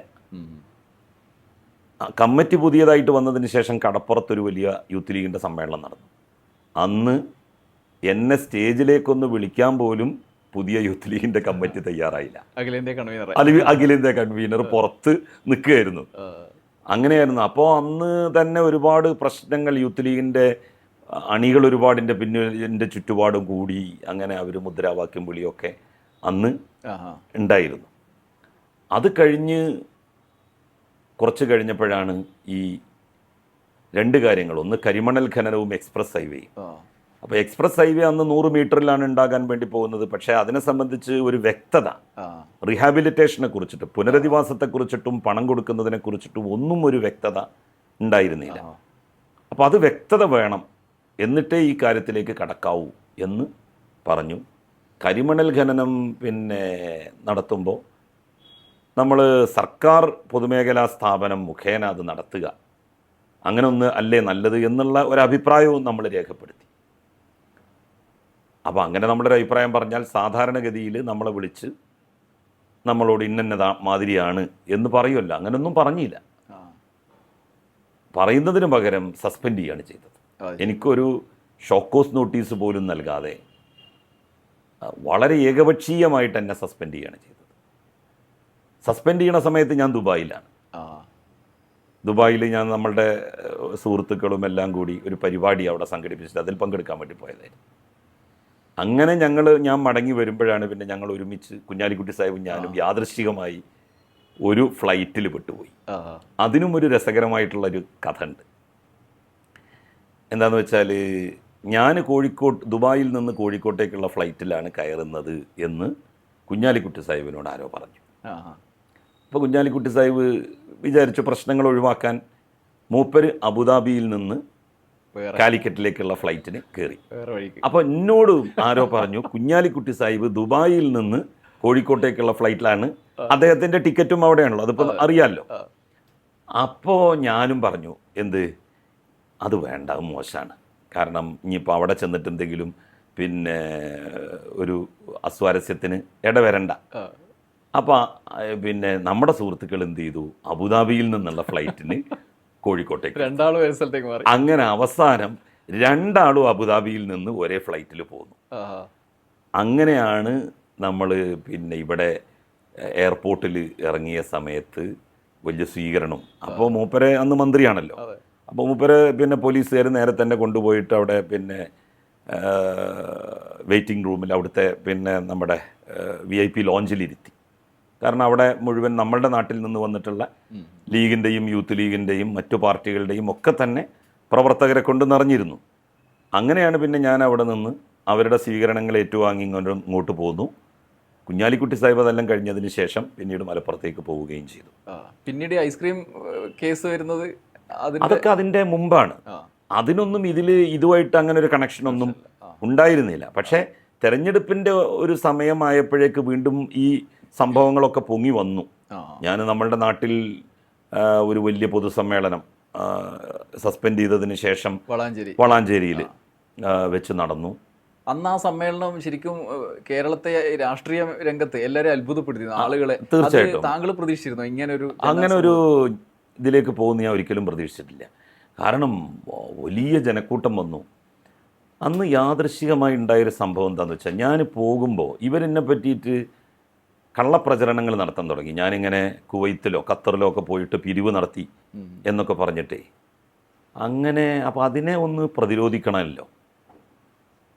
എനിക്ക് ഈ സാമ്പത്തികമായി നമ്മൾ എന്തെങ്കിലും പിന്നെ കട്ടുന്നും ഒക്കെ പറയുമ്പോൾ ഭയങ്കര മാനസികമായിട്ടുള്ളൊരു വിഷമമാണ്. കാരണം നമ്മൾ ഒരിക്കലും അത് ചെയ്യാത്തത് കൊണ്ട്. അപ്പം ഞാൻ എന്ത് ചെയ്തു, അന്ന് ഈ പൊതുസമ്മേളനത്തിന് പോകുമ്പോൾ ഒരു പൊതി കയ്യിൽ കരുതി. അപ്പോൾ അതെന്താണെന്ന് എൻ്റെ കൂടെയുള്ള ആളുകൾ ചോദിക്കുന്നുണ്ട്. അതൊന്നുമില്ല എന്ന് ഞാൻ പറയുകയും ചെയ്തു, ഈസിയാക്കി വിട്ട്. പക്ഷേ ഞാൻ ആ പൊതുസമ്മേളനത്തിൽ ഇങ്ങനെ പ്രസംഗിച്ച് ഇങ്ങനെ കത്തിക്കേറി അവസാനമായപ്പോഴേക്ക് ഞാനും തന്നെ അറിയാതെ ഈ സാമ്പത്തികമായിട്ടുള്ള കാര്യങ്ങളിൽ എനിക്കെതിരായിട്ടുള്ള ആക്ഷേപങ്ങളെക്കുറിച്ച് പറഞ്ഞപ്പോൾ, അപ്പം ഞാൻ കരുതിയിരുന്നത് ഖുർആൻ്റെ കോപ്പിയായിരുന്നു കയ്യിൽ കരുതിയിരുന്നത്. ആ ഖുർആൻ്റെ കോപ്പി ഞാനിട്ട് ഉയർത്തിയിട്ട് ആളുകളോട് പറഞ്ഞു, ഇത് വിശുദ്ധ ഖുർആനാണ്, ഈ ഖുർആൻ സത്യം, ഖുർആൻ സാക്ഷി, ഞാൻ 5 പൈസ ഒരാളുടെ അടുത്തൊന്നും പിരിച്ചിട്ടില്ല. ഈ നാട്ടുകാരായിട്ടുള്ള നിങ്ങൾക്ക് എന്നെ അറിയാമല്ലോ, എൻ്റെ കല്യാണം കഴിഞ്ഞ ദിവസം 10 റുപ്യ ആരെങ്കിലും ലക്കോട്ടിലിട്ട് എനിക്ക് തന്നിട്ടുണ്ടോ? ഈ എത്രയോ കടകൾ ഈ വളാഞ്ചേരി അങ്ങാടിയിലുണ്ടല്ലോ, അവിടുന്ന് സാധനങ്ങൾ വാങ്ങിയിട്ട് 1 രൂപ ഞാൻ ആർക്കെങ്കിലും തരാനുണ്ടോ? അങ്ങനെയുള്ള എന്നെക്കുറിച്ചാണ് ഇവരിത് പറഞ്ഞത്. ഞാൻ ഈ ഖുർആൻ ഉയർത്തിപ്പിടിച്ച് ഈ ഒരു കാര്യം പറയുകയും, ഞാൻ ഈ പറയുന്നത് സത്യമല്ല എന്ന് ഈ വിശുദ്ധ ഖുർആൻ ഉയർത്തിപ്പിടിച്ച് ലീഗുകാർക്ക് പറയാൻ ധൈര്യമുണ്ടോ? ഞാൻ അവരെ വെല്ലുവിളിക്കുന്നു. അങ്ങനെയെങ്കിൽ ഞാൻ എൻ്റെ സ്ഥാനാർത്ഥിത്വം പിൻവലിച്ചു പോകാം എന്നുള്ള നിലയിലാണ് ഞാൻ സംസാരിച്ചത്. അതായപ്പോഴേക്ക് ശരിക്കും ആകാശത്തും ഭൂമിയിലും അല്ലാത്ത നിലയിലായിരുന്നു ആളുകളുടെ ഒരു നിൽപ്പ്. അത്രയും ഭയങ്കരമായിട്ടുള്ള ഒരു ടംബോ. അതാണ് നമ്മളുടെ തെരഞ്ഞെടുപ്പിൻ്റെ ഒരു തുടക്കം എന്ന് പറയുന്നത്. ആ ഒരു പ്രഖ്യാപനം ഖുർആൻ അങ്ങനെ പിടിച്ചിട്ടൊന്നും ആരും പിന്നെ വരൂല. കാരണം എന്താണെന്ന് വെച്ചാൽ അത് ഏറ്റവും അവസാനത്തെ കൈയാണ്. ഖുർആൻ പിടിച്ച് സത്യം ചെയ്യാന്നൊക്കെ പറഞ്ഞാൽ ഏറ്റവും അവസാനത്തെ കൈയാണ്. അതൊരാൾ ചെയ്യുന്നു എന്ന് പറഞ്ഞാൽ അയാൾ അനുഭവിക്കുന്ന മാനസിക സംഘർഷത്തിൻ്റെ അങ്ങേ അറ്റമാണത്. അപ്പം അത് മുസ്ലിം കമ്മ്യൂണിറ്റി ശരിക്കും അതിൻ്റെ ഒരു സ്പിരിറ്റ് മനസ്സിലാക്കി. ഇപ്പം ലീഗുകാരായിരുന്ന ആളുകൾ പോലും ഇത് വന്നതോടെ അവർക്ക് വലിയ രീതിയിലുള്ളൊരു ഇത് ഈ കള്ളം എന്തിനാണ് ജലീലിനെതിരായിട്ട് ഇവർ പറയുന്നത് എന്നുള്ള ഒരു ചിന്ത വന്നു. അങ്ങനെയാണ് പിന്നെ നമ്മൾ തെരഞ്ഞെടുപ്പിൽ മത്സരിക്കാൻ വേണ്ടിയിട്ട് തീരുമാനിക്കുന്നത്. ഞാൻ യഥാർത്ഥത്തിൽ കുഞ്ഞാലിക്കുട്ടി സാഹിബ് കുറ്റിപ്പുറത്ത് മത്സരിച്ചില്ലെങ്കിൽ മത്സരിക്കണമെന്ന് ഉദ്ദേശിച്ചിട്ടേ ഇല്ല. അപ്പം അദ്ദേഹത്തെ ലീഗ് നേതൃത്വം തന്നെ മലപ്പുറത്ത് മത്സരിക്കാനാണ് നിർദ്ദേശിച്ചത്. മൂപ്പർ അങ്ങോട്ട് പോകുമെന്ന് അദ്ദേഹം പിന്നെ എല്ലാവരും കരുതി. ഞാനും സത്യത്തിൽ സമാധാനമായി എന്ന് വിചാരിച്ചതാണ്. ഏത് മൂപ്പര് മലപ്പുറത്ത് പോയാൽ അവിടെ മത്സരിക്കേണ്ട കാര്യമില്ലല്ലോ. എങ്ങനെ ഇപ്പോൾ ഈ 70% പിന്നെ 70-75% മുസ്ലിം വോട്ടേഴ്സുള്ള ലീഗിന് ആ 75% മുസ്ലിങ്ങളിൽ നല്ല രൂപത്തിലുള്ള പിന്തുണയുള്ള ഒരു നിയോജക മണ്ഡലത്തിൽ അതിൻ്റെ തൊട്ട് മുമ്പ് 30,000 വോട്ടിന് ലീഗ് ജയിച്ച മണ്ഡലമാണ്. അവിടെയാണ് നമ്മൾ മത്സരിക്കുന്നത്. ഒരു പിന്നെ എന്താ പറയുക, നമ്മൾ നിലയില്ലാത്ത പിന്നെ ഇതിലേക്ക് എടുത്തു ചാടുക, കുളത്തിലേക്ക് എടുത്തു ചാടുക എന്നൊക്കെ പറയില്ലേ. ഒരു സാമ്പ്രദായികമായി കേരളത്തിൽ എല്ലാവരും കരുതുന്ന ഒരു കാര്യത്തെ ആണ് അവിടെ തകർത്തത്. അതായത് ഇന്ന മണ്ഡലത്തിൽ ഇന്ന ആള് തോപ്പിക്കാതിരിക്കും പറ്റില്ല എന്ന് പറഞ്ഞാൽ അത് പിന്നെ തകർത്തു. അങ്ങനെയാണ് ഞാൻ പിന്നെ അപ്പം ഞാൻ പാലൊളി മുഹമ്മദ് കുട്ടി സാഹിബിനെ പോയി കണ്ടിട്ട് ഞാൻ പറഞ്ഞു, കുഞ്ഞാലിക്കുട്ടി സാഹിബ് പിന്നെ കുറ്റിപ്പുറത്ത് മത്സരിക്കണില്ലെങ്കിൽ ഞാൻ കുറ്റിപ്പുറത്ത് മത്സരിക്കൂല. കാരണം ഞാൻ അദ്ദേഹത്തോടാണ് ഏറ്റുമുട്ടും എന്ന് പറഞ്ഞത്. അപ്പം അദ്ദേഹം മത്സരിക്കണില്ലെങ്കിൽ ഞാൻ മത്സരിക്കൂല, നിങ്ങൾ എന്നെ മത്സരിക്കാൻ നിർബന്ധിക്കും ചെയ്യരുത് എന്ന് പറഞ്ഞു. ഓക്കെ, അത് അങ്ങനെ തന്നെയെന്ന് അദ്ദേഹവും സമ്മതിച്ചു. അങ്ങനെയുള്ളപ്പോഴാണ് ഞാൻ വെല്ലുവിളിച്ചല്ലോ, മത്സരിക്കണം എന്ന് നേരത്തെ വെല്ലുവിളിച്ചിരുന്നല്ലോ. അപ്പോൾ അതുകൊണ്ട് അവിടുത്തെ മുസ്ലിം ലീഗിൻ്റെ നേതാക്കളൊക്കെ കുഞ്ഞാലിക്കുട്ടി സാഹിബിനെ പോയിട്ട് കണ്ടു, നിങ്ങൾ 2 ടേം മത്സരിച്ച മണ്ഡലമാണ്, ഈ ടേമും കൂടി നിങ്ങളവിടെ മത്സരിച്ചില്ലെങ്കിൽ ഞങ്ങളവിടുന്ന് രാജ്യം വിട്ടു പോകേണ്ടി വരും, അതുകൊണ്ട് നിങ്ങളവിടെ മത്സരിക്കണം, മലപ്പുറത്ത് നിങ്ങൾ മത്സരിക്കാൻ പാടില്ല എന്നെല്ലാം പറഞ്ഞ്, പിന്നെ മാത്രമല്ല നിങ്ങൾ മലപ്പുറത്ത് മത്സരിച്ച് കുറ്റിപ്പുറത്ത് നിങ്ങൾ ആരെ സ്ഥാനാർത്ഥിയാക്കിയാലും ഞങ്ങൾ ജലീലിന് വോട്ട് ചെയ്യുന്നതാണ്. ലീഗിലുള്ള ആളുകൾ തന്നെയാണ് ചെന്നിട്ട് പറയുന്നത്. അങ്ങനെ പറഞ്ഞപ്പോൾ മൂപ്പർക്ക് ഒരു വെക്കശങ്കായി. അങ്ങനെ അദ്ദേഹം പിന്നെ ശിഹാബ് തങ്ങൾ പറഞ്ഞ നിർദ്ദേശം നിലനിൽക്കെ, മലപ്പുറത്ത് അദ്ദേഹത്തോട് മത്സരിക്കാൻ പറഞ്ഞ നിർദ്ദേശം നിലനിൽക്കെ ശിഹാബ് തങ്ങൾ പിന്നെ ചികിത്സയ്ക്ക് വേണ്ടിയിട്ട് ലണ്ടനിലേക്ക് പോയി, അമേരിക്കയിലേക്കോ മറ്റോ പോയി. ഇവിടെ പിന്നെ ഉമർലി ശിഹാബ് തങ്ങളെ അന്ന് കാര്യങ്ങളൊക്കെ ഏൽപ്പിച്ചു. ഉമർലി ശിഹാബ് തങ്ങളോട് കുഞ്ഞാലിക്കുട്ടി സാഹിബും ലീഗിൻ്റെ ലീഡേഴ്സും പോയിട്ട് പറഞ്ഞു, ഇങ്ങനെ കുറ്റിപ്പുറത്ത് മത്സരിക്കാൻ തന്നെയാണ് ഇവർ പറയുന്നത്, അതുകൊണ്ട് ഇനി ഞാൻ കുറ്റിപ്പുറത്ത് തന്നെ മത്സരിക്കാം എന്ന് അദ്ദേഹം പറഞ്ഞു. അങ്ങനെയാണ് ഞാൻ യഥാർത്ഥത്തിൽ അദ്ദേഹത്തിനെതിരായിട്ട് മത്സരിക്കേണ്ട ഒരു സ്ഥിതി വന്നത്. തെരഞ്ഞെടുപ്പിൻ്റെ ഓരോ ഘട്ടവും കഴിയുമ്പോഴൊക്കെ എനിക്ക് ഉറപ്പായിരുന്നു നമ്മൾ ജയിക്കും. അത് ആരംഭം മുതൽ തന്നെ എനിക്ക് ഉറപ്പായിരുന്നു. എനിക്ക് യാതൊരു തരത്തിലുള്ള ഭയാശങ്ക ഉണ്ടായിട്ടില്ല. തോറ്റാൽ എന്ത് എന്നുള്ളതിനെക്കുറിച്ച് ഞാൻ ചിന്തിച്ചിട്ടേ ഇല്ല. ഞാൻ ജയത്തെക്കുറിച്ച് മാത്രമാണ് ആലോചിച്ചത്. ജയിച്ച് ഞാൻ പോകുന്ന ആഹ്ലാദ പ്രകടനം ഞാനിങ്ങനെ മനസ്സിൽ കാണുമായിരുന്നു. ഓരോ ദിവസം ഇറങ്ങുമ്പോഴും, തിരഞ്ഞെടുപ്പിന് ഇറങ്ങുമ്പോഴും, പ്രചരണ പരിപാടികൾക്ക് പോകുമ്പോഴും. കാരണം ഒരു പൈസ നമ്മുടെ കയ്യിലില്ല. നമ്മൾ ഒരു കോളേജ് അധ്യാപകൻ, നമ്മളുടെ ശമ്പളമല്ലാതെ മറ്റൊന്നുമില്ല. ഒരു മനുഷ്യൻ നമുക്ക് പൈസ തരുന്ന അവസ്ഥയിലുമല്ല അന്ന്. കാരണം തോൽക്കാൻ പോണ സ്ഥാനാർത്ഥിക്ക് എന്തിനാ വെറുതെ പൈസ കൊടുത്തിട്ട് ആ പൈസ നഷ്ടപ്പെടുത്തുന്നതെന്നാണ് ഓരോരുത്തരും കരുതിയത്. പക്ഷേ ഉണ്ടായ സംഭവം എന്താണെന്ന് വെച്ചാൽ, ജനങ്ങൾ ഓരോരുത്തരും നമ്മളുടെ തെരഞ്ഞെടുപ്പിൻ്റെ ഭാരവാഹികളായി മാറി. ഇപ്പോൾ ഒരു സ്ഥലത്ത് പിന്നെ ഫ്ലക്സ് ബോർഡ് ഇല്ലെങ്കിൽ, നമ്മളുടെ പ്രചരണത്തിൻ്റെ നോട്ടീസ് ഇല്ലെങ്കിൽ, അവർ സ്വന്തമായിട്ട് അവിടുത്തെ 4-5 ചെറുപ്പക്കാർ ഒരുമിച്ച് കൂടിയിട്ട് അവർ സ്വന്തം പൈസ കൊണ്ട് ഒരു ഫ്ലക്സ് ബോർഡ് ഉണ്ടാക്കി വെക്കുന്നു. അങ്ങനെ ഒരു ജനകീയമായ തെരഞ്ഞെടുപ്പായിരുന്നു അത്. അങ്ങനെ ഒരു തെരഞ്ഞെടുപ്പ് അതിന് മുമ്പും ശേഷവും കേരളത്തിൽ ഉണ്ടായിട്ടുണ്ടാവും എന്നുള്ളത് എനിക്ക് സംശയമാണ്. കാരണം ഓരോരുത്തരും, മത്സ്യക്കച്ചവടക്കാരൻ അവനക്ക് കഴിയുന്നത് പോലെ, ഒരു സാധാരണ തൊഴിലാളി അവനക്ക് കഴിയുന്നത് പോലെ നമ്മളുടെ തെരഞ്ഞെടുപ്പിൽ പണമിറക്കി പ്രചരണ പരിപാടികൾ കൊഴിപ്പിച്ചു.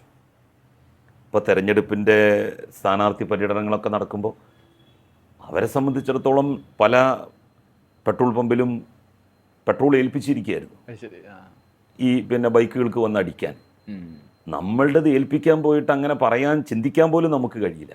പക്ഷേ ഓരോ ദിവസവും നമ്മളുടെ പരിപാടി തുടങ്ങുമ്പോഴേക്ക് ഒരു 100-150 ബൈക്കുകൾ അവിടെ എത്തിക്കഴിഞ്ഞിരിക്കും. അതാര് എവിടെ നിന്ന് വരുന്നു എന്ന് എനിക്ക് ഇതുവരെ മനസ്സിലായിട്ടില്ല. അതൊരു സംഘാടനത്തിൻ്റെ ഭാഗമായിട്ടുണ്ടായിട്ടുള്ളതല്ല. നാളെ ഇന്ന സ്ഥലത്താണ് പരിപാടി എന്ന് തലേ ദിവസം പത്രത്തിൽ നമ്മൾ അനൗൺസ് ചെയ്യുമല്ലോ, എല്ലാ പേപ്പറിലും വരുമല്ലോ, ഇന്ന സ്ഥാനാർത്ഥിയുടെ ഇന്നത്തെ പരിപാടി.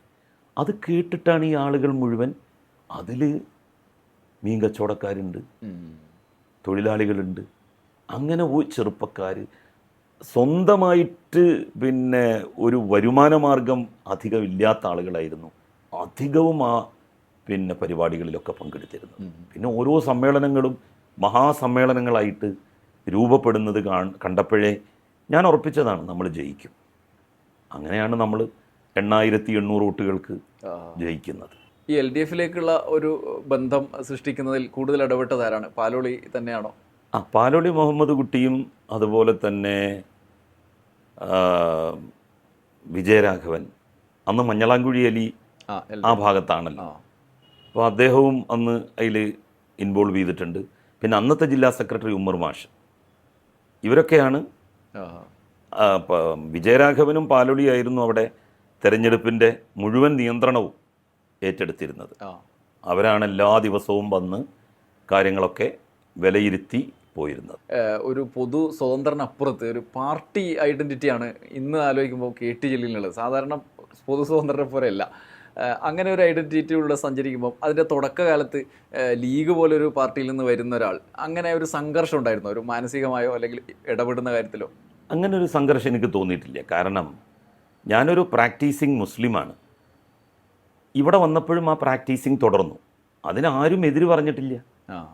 നമ്മളിപ്പോൾ ഒരു റിലീജിയസ് പ്രാക്ടീസിങ് നിർവഹിക്കുമ്പോൾ, ഇപ്പോൾ നമസ്കാരത്തിന് വേണ്ടി പോകുമ്പോൾ, നോമ്പ് നോൽക്കുമ്പോൾ, മതപരമായിട്ടുള്ള മറ്റു ആചാരാനുഷ്ഠാനങ്ങളിൽ വ്യാപൃതനാകുമ്പോൾ അങ്ങനെ ചെയ്യാൻ പാടില്ല എന്ന് എന്നോട് പറഞ്ഞിട്ടില്ല എന്ന് മാത്രമല്ല, ഞാൻ പാർട്ടിയുടെ 3 ജാഥയിൽ പങ്കെടുത്തു. ആ 3 ജാഥയിൽ പങ്കെടുത്ത സമയത്തും എനിക്ക് ഈ കാര്യങ്ങളൊക്കെ നമസ്കാരം നിർവഹിക്കാൻ, 5 നേരം നമസ്കാരം നിർവഹിക്കാനുള്ള സൗകര്യവും ചെയ്തു തന്നിരുന്നു. അപ്പം ഞാൻ എന്താണ് മനസ്സിലാക്കേണ്ടത്? കമ്മ്യൂണിസ്റ്റുകാർ പ്രാക്ടീസിങ് ആയിട്ടുള്ള വിശ്വാസികൾക്കെതിരാണ്, അവരുടെ പ്രാക്ടീസിങ് തടയാൻ വേണ്ടിയിട്ടാണ് അവർ ശ്രമിക്കുക എന്നുള്ള ഒരു വിശ്വാസം, അങ്ങനെ ഒരു ധാരണ പലർക്കും ഉണ്ട്. പക്ഷെ അത് തെറ്റാണെന്ന് ഞാൻ എൻ്റെ അനുഭവത്തിൽ നിന്ന് പഠിച്ചു. അതുകൊണ്ടാണ് പാർട്ടിയുമായിട്ട് അത്രയും അടുത്ത് നിന്നുകൊണ്ട് ഇന്നെനിക്ക് മുന്നോട്ട് പോകാൻ വേണ്ടി കഴിയുന്നത്. CPM-ൽ ഇപ്പോൾ താങ്കളെ കൂടുതൽ നമ്മൾ പരാമർശിച്ച് കാണുന്ന ഒന്ന് മുഖ്യമന്ത്രി പിണറായി വിജയനുമായി ബന്ധപ്പെടുത്തിയാണ്. അദ്ദേഹം മുഖ്യമന്ത്രി ആയപ്പോഴും അല്ലാത്തപ്പോഴും അങ്ങനെയുള്ള ചർച്ചകളിൽ വന്നിട്ടുണ്ട്. ബക്കറ്റിലെ വെള്ളം പ്രസംഗമൊക്കെ ഞാൻ സൂചന വരുമ്പോൾ തന്നെ മനസ്സിലാവും. ഈ ഒരു ബന്ധം അത് നമുക്ക് ഒരു പുതിയ കാലത്ത് പോലും നിങ്ങളെ രണ്ടുപേരെയും വീക്ഷിക്കുന്ന സമയത്തൊരു എന്താ പറയുക, പുതിയ കാലത്ത് പറയുമല്ലോ ശരീരഭാഷ എന്നൊക്കെ പറയില്ല, അങ്ങനെ നമുക്ക് മനസ്സിലാവും. നിങ്ങൾ തമ്മിലൊരു കമ്മ്യൂണിക്കേഷൻ മനസ്സിലാവും. ഈ ഒരു ബന്ധം എങ്ങനെയാണ് നമ്മൾ നിർവചിക്കേണ്ടത്? ഞാൻ മുസ്ലിം ലീഗിൽ നിന്ന് ഇടതുപക്ഷത്തേക്ക് വരുന്ന ഘട്ടത്തിൽ സഖാവ് പിണറായി വിജയനെ കാണുന്നത് തലശ്ശേരിയിൽ വെച്ചാണ്. പിലാക്കണ്ടി മുഹമ്മദ് അലി, പണ്ട് മുസ്ലിം ലീഗുകാരനായിരുന്നു അദ്ദേഹം. ഞാനുമായിട്ട് അന്ന് തന്നെ നല്ല ബന്ധമുള്ള ആളാണ്. അദ്ദേഹം പിന്നീട് ലീഗിനോട് വിയോജിപ്പ് പ്രകടിപ്പിച്ച് ഇടതുപക്ഷത്തിൻ്റെ CPM-ൻ്റെ കൂടെ ചേർന്നു. പിണറായി വിജയനുമായിട്ട് വളരെ അടുത്ത ബന്ധം കാത്തു സൂക്ഷിച്ച ആളാണ് പിലാക്കണ്ടി. അപ്പോൾ പിലാക്കണ്ടിയുടെ മകളുടെയോ മറ്റോ മകൻ്റെയോ ഒരു വിവാഹ സൽക്കാരവുമായി ബന്ധപ്പെട്ടാണ് ഞാൻ തലശ്ശേരിയിൽ പോകുന്നത്. അന്ന് പിലാക്കണ്ടി എന്ത് ചെയ്തു? പിണറായി വിജയനെയും ആ പരിപാടിയിൽ പിണറായി വിജയൻ വരുന്ന സമയം നോക്കിയിട്ട് എന്നോട് വരാൻ വേണ്ടി പറഞ്ഞു. അങ്ങനെ വൈകുന്നേരം ഒരു 7 മണിക്കാണെന്നാണ് തോന്നുന്നത് ഞാൻ എത്തുന്നത്. ഞാൻ എത്തി കുറച്ച് കഴിഞ്ഞപ്പോഴേക്ക് സഖാവ് എത്തി. അന്ന് നമ്മുടെ ഷംസീറും ഉണ്ടായിരുന്നു സഖാവിൻ്റെ കൂടെ. അങ്ങനെ അന്ന് തുടങ്ങിയൊരു ബന്ധമാണ്. പാർട്ടി സെക്രട്ടറി എന്നുള്ള നിലയിൽ അദ്ദേഹം ഇരുന്ന സമയത്ത് 2006 ഞാൻ ആദ്യമായിട്ട് ജയിച്ചു വന്ന സമയത്തൊക്കെ മാസത്തിലൊരിക്കലെങ്കിലും ഞാൻ AKG സെൻറ്ററിൽ പോയിട്ട് സഖാവുമായിട്ട് പിണറായിയായിട്ട് സംസാരിക്കും. എന്തെങ്കിലും കാര്യങ്ങൾ ഉണ്ടെങ്കിൽ ഞാൻ അദ്ദേഹത്തുമായിട്ട് ഡിസ്കസ് ചെയ്യും. അത് മന്ത്രിസഭ ഉള്ള സമയത്തും മന്ത്രിസഭയിലുള്ള സമയത്തും ഞാൻ ആ ഒരു കീഴ്വഴക്കം ഉപേക്ഷിച്ചിരുന്നില്ല. അദ്ദേഹവുമായിട്ടും അദ്ദേഹത്തിൻ്റെ കുടുംബവുമായിട്ടും ഒക്കെ നല്ല ബന്ധം ഞാൻ പുലർത്തിയിരുന്നു. ഇപ്പോഴും ആ ഒരു ബന്ധം പിന്നെ കാത്തു സൂക്ഷിച്ച് മുന്നോട്ട് പോകുന്നുണ്ട്. ഇപ്പോൾ എന്തെങ്കിലും കാര്യങ്ങളുണ്ടെങ്കിൽ വിളിക്കും, സംസാരിക്കും, അങ്ങനെ തന്നെ. പക്ഷെ അദ്ദേഹത്തിൻ്റെ ഒരു ക്വാളിറ്റി എനിക്ക് തോന്നിയത് എന്താണെന്ന് വെച്ചാൽ, ആര് എതിർത്താലും നമ്മളുടെ കയ്യിൽ തെറ്റില്ല എന്നുണ്ടെങ്കിൽ അദ്ദേഹം നമ്മളെ തല പോയാലും സംരക്ഷിക്കും. പക്ഷെ നമ്മളുടെ അടുത്ത് തെറ്റുണ്ടെങ്കിൽ ആര് പറഞ്ഞാലും മൂപ്പര് നമ്മളുടെ കൂടെ നിൽക്കില്ല. അപ്പോൾ പിണറായി വിജയൻ ഒരാളുടെ കൂടെ നിൽക്കുന്നു എന്നുണ്ടെങ്കിൽ അയാൾ തെറ്റ് ചെയ്തിട്ടില്ല എന്നുള്ള ബോധ്യം അദ്ദേഹത്തിന് ഉള്ളത് കൊണ്ടാണ്. ആ നിലക്ക് വിശ്വസിക്കാവുന്ന ഒരു രാഷ്ട്രീയ നേതാവാണ് അദ്ദേഹമെന്ന് എനിക്ക് തോന്നിയിട്ടുണ്ട്. അതുകൊണ്ടാണ് ഞാൻ അദ്ദേഹവുമായി കൂടുതൽ അടുപ്പം എനിക്കുണ്ടായിട്ടുള്ളതും അദ്ദേഹത്തെ ആരെങ്കിലും എന്തെങ്കിലും പറയുമ്പോൾ നമുക്ക് ഭയങ്കരമായിട്ട് ഒരു ഇന്നെ ഏറ്റവും പ്രൊവോക്ക് ചെയ്യുന്ന ഒരു കാര്യമാണ്. അപ്പം ഞാൻ അതിന് ശക്തമായിട്ടുള്ള മറുപടി നൽകുകയും ചെയ്യും. ഈ വലിയ ആശയങ്ങളുടെ കൈമാറ്റങ്ങളൊക്കെ ഉണ്ടാവോ നിങ്ങളുടെ ചർച്ചക്കിടയിൽ? എന്താണ് ചർച്ച ചെയ്യുക? അല്ല, അത് പൊളിറ്റിക്കലായിട്ട് പ്രത്യേകിച്ച് മൈനോറിറ്റി ഇഷ്യൂസ് ഞാൻ മനസ്സിലാക്കുന്നത് ഇടതുപക്ഷത്തെ CPIM മൈനോറിറ്റി ഇഷ്യൂസ് ഇന്നതാണ് അതിൻ്റെ വസ്തുത എന്ന് അവർക്ക് മനസ്സിലായാൽ അവരൊരിക്കലും അതിന് വിരുദ്ധമായിട്ടുള്ളൊരു നിലപാട് സ്വീകരിക്കില്ല. അത് ഞാൻ പല ഘട്ടത്തിലും എനിക്ക് അനുഭവമുള്ളതാണ്. ഇപ്പോൾ സച്ചാർ കമ്മിറ്റി റിപ്പോർട്ടുമായി ബന്ധപ്പെട്ട് ഇവിടെ എങ്ങനെയാണ് കാര്യങ്ങൾ മുന്നോട്ട് പോകേണ്ടത് എന്നുള്ളതിനെ സംബന്ധിച്ച് അന്നത്തെ പാർട്ടി സെക്രട്ടറി ആയിരുന്ന സഖാവ് പിണറായി വിജയനുമായിട്ടാണ് ഞാൻ സംസാരിച്ചത്. അന്ന് ഞങ്ങൾ സംസാരിച്ച എല്ലാ കാര്യങ്ങളും 100% നടപ്പിലാക്കി. അതിന് അദ്ദേഹം ഗവൺമെൻറ്റിൽ അതിന് ആവശ്യമായിട്ടുള്ള നിർദ്ദേശങ്ങൾ കൊടുത്തു. പാലൊളിയെ അതിന് ചുമതലപ്പെടുത്തി. അദ്ദേഹം എല്ലാ കാര്യങ്ങളും ചെയ്യുകയാണ് ചെയ്തത്. ഈ അടുത്ത കാലത്ത് മറ്റൊരു താങ്കളുടെ ഈ ആഭിമുഖ്യം വ്യക്തമാക്കുന്ന മറ്റൊരു കാര്യം പാർട്ടിയോടുള്ള ആഭിമുഖ്യം. ഇപ്പോൾ PV അൻവർ രണ്ടും കൽപ്പിച്ചൊരു ഇറക്കിറങ്ങിയ സമയത്ത് പൊതുവെ അതൊരു ഉദ്ദേശശുദ്ധിയോടെയുള്ള ഇറക്കാണെന്ന് പൊതുവെ ആളുകൾ കരുതിയിരുന്നു. ആ ഘട്ടത്തിലാണ് താങ്കളും ഒരു വലിയ മുന്നേറ്റം എന്ന് തോന്നിക്കുന്ന രീതിയിൽ പൊതുവായി സാമൂഹ്യ മാധ്യമത്തിൽ തന്നെ രംഗത്ത് വരുന്നത്, ഒരു അഴിമതി വിരുദ്ധ പോരാട്ടം. പക്ഷേ ഒരു നിർണായക പോയിന്റിൽ പൊതുവെ അൻവറിൻ്റെ പോക്ക് വേറൊരു മട്ടിലാണ്, മൂപ്പർക്ക് വേറെ ഉദ്ദേശമുണ്ടെന്ന് പുറത്ത് തോന്നിയ ഘട്ടത്തിൽ തന്നെ താങ്കളും അതിൽ നിന്ന് പിൻവാങ്ങുന്നുണ്ട്. അത് താങ്കൾ പിൻവാങ്ങുന്നതാണോ എന്ന് എനിക്ക് പൊതുവായി പുറത്തുനിന്ന് പറയാനേ കഴിയുള്ളൂ. അത് പാർട്ടിക്കെതിരായി തിരിയുന്നു എന്ന് തിരിച്ചറിഞ്ഞത് കൊണ്ടാണോ? അങ്ങനെ ഒരു പാർട്ടിയോടുള്ള താങ്കളുടെ ആഭിമുഖ്യത്തിൻ്റെ ഫലമാണോ? തീർച്ചയായിട്ടും ഞാൻ ഇടതുപക്ഷത്തോട് വിയോജിച്ച് നിന്ന് മുന്നോട്ട് പോകാൻ ഉദ്ദേശിച്ചിട്ടില്ല. കറക്ഷൻ എന്ന് പറയുന്നത് ഒരു പ്രധാനപ്പെട്ട കാര്യം തന്നെയാണല്ലോ. അപ്പോൾ എന്തെങ്കിലും കാരണത്താൽ ഏതെങ്കിലും കാര്യത്തെ സംബന്ധിച്ച് ശരിയായിട്ടുള്ള ഒരു നിരീക്ഷണം കിട്ടാത്തത് കൊണ്ടാണ് പോക്കെങ്കിൽ അത് കറക്റ്റ് ചെയ്യുക എന്നുള്ളത് മാത്രമേ എൻ്റെ മനസ്സിലുണ്ടായിരുന്നുള്ളൂ. അല്ലാതെ പാർട്ടിക്ക് വിരുദ്ധമായിട്ട് നിൽക്കുക എന്നുള്ളതല്ല. അൻവറിനോട് ഞാൻ പലതവണ പറഞ്ഞിരുന്നു, പാർട്ടിക്ക് വിരുദ്ധമായിട്ടുള്ളൊരു ലൈനിലേക്ക് നമ്മൾ പോകരുത്, അത് നിങ്ങൾ പ്രത്യേകം ശ്രദ്ധിക്കണം. അദ്ദേഹവും കൂടി പോകാതിരിക്കാനാണ് ഞാൻ അദ്ദേഹത്തിൻ്റെ കൂടെ നിൽക്കുന്നു എന്നുള്ള ഒരു നില സ്വീകരിച്ചത്. പിന്നെ അദ്ദേഹം ഗതി വിട്ടു പോകുന്നു, വഴി വിട്ട് സഞ്ചരിക്കുന്നു എന്ന് തോന്നിയപ്പോഴാണ് അദ്ദേഹത്തോടുള്ള നിലപാട് ഞാൻ വ്യക്തമാക്കിയത്. അപ്പം അദ്ദേഹത്തിൻ്റെ കൂടെ ഞാൻ പോയിരുന്നെങ്കിൽ ഞാനും ഈ തൃണമൂൽ കോൺഗ്രസിനെ ഏറ്റി നടക്കേണ്ടി വരുമായിരുന്നില്ലേ? എത്ര വലിയ മാനസിക സംഘർഷവും വല്ലാത്ത പ്രയാസം ബുദ്ധിമുട്ടൊക്കെ ഉണ്ടാവില്ലായിരുന്നോ? അപ്പോൾ അദ്ദേഹത്തിൻ്റെ പോക്ക് എങ്ങോട്ടായിരുന്നു എന്ന് ഇപ്പോൾ അദ്ദേഹം എത്തി നിൽക്കുന്ന പ്ലാറ്റ്ഫോം വ്യക്തമാക്കുന്നുണ്ട്. അത് നേരത്തെ തിരിച്ചറിയാൻ എനിക്ക് കഴിഞ്ഞു. അതുകൊണ്ടാണ് അദ്ദേഹത്തോട് ഞാൻ വിയോജിപ്പ് പ്രകടിപ്പിച്ചത്. അന്ന് അത് മനസ്സിലാക്കിയിരുന്നെങ്കിൽ ഇന്ന് അൻവറിന് ഈ ഗതി ഉണ്ടാവില്ലായിരുന്നല്ലേ? അൻവർ അങ്ങനെ പോകേണ്ട ആളല്ലായിരുന്നു എന്നാണ് ഇപ്പോഴും എനിക്ക് തോന്നുന്നത്. കാരണം അത്രമാത്രം എന്നെക്കാൾ കൂടുതൽ പാർട്ടിയുമായിട്ട് ഇഴുകിച്ചേർന്ന് പ്രവർത്തിച്ച ഒരാളാണ് അൻവർ. പല സന്ദർഭങ്ങളിലും നിലമ്പൂരിലെ പാർട്ടിയുമായിട്ട് അത്രമാത്രം അടുത്ത് നിന്ന് അദ്ദേഹം പ്രവർത്തിച്ചിട്ടുണ്ട്. അപ്പം അങ്ങനെയുള്ള ഒരാൾ പോകേണ്ടിയിരുന്നില്ല. ഒരുപാട് ഭാരം വെറുതെ തലയിലെടുത്ത് വെക്കുകയാണ് ചെയ്തത്. അൻവറിൻ്റെ ഈ വർത്തമാന സമയത്തെ ഇടപെടൽ അല്ലെങ്കിൽ അദ്ദേഹത്തിൻ്റെ പോക്കിന് ശേഷമുള്ള സാഹചര്യം LDFന് CPMനോ അടിത്തട്ടിലെന്തെങ്കിലും പ്രശ്നം ഉണ്ടാക്കുന്നത് താങ്കൾ കരുതുന്നുണ്ടോ? ഒരിക്കലും ഇല്ല. കാരണം CPM അങ്ങനെ ഒരു പെട്ടെന്ന് ആരെങ്കിലും ഒന്ന് ഇളക്കിയാൽ ഇളകുന്നൊരു പാർട്ടിയല്ലല്ലോ.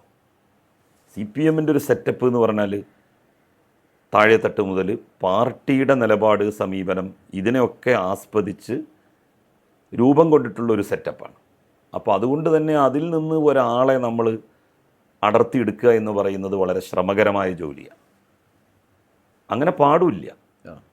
അപ്പോൾ പാർട്ടിയുടെ ആളുകൾ പാർട്ടിയുടെ കൂടെയല്ലേ നിൽക്കുള്ളൂ, അല്ലാതെ വ്യക്തികളുടെ കൂടെ നിൽക്കില്ലല്ലോ. വ്യക്തികൾ എന്ന് പറയുന്നത് പാർട്ടിയെ സംബന്ധിച്ചിടത്തോളം പാർട്ടിയുടെ നയപരിപാടികൾ നടപ്പിലാക്കാനുള്ള ഇൻസ്ട്രുമെൻസാണ്.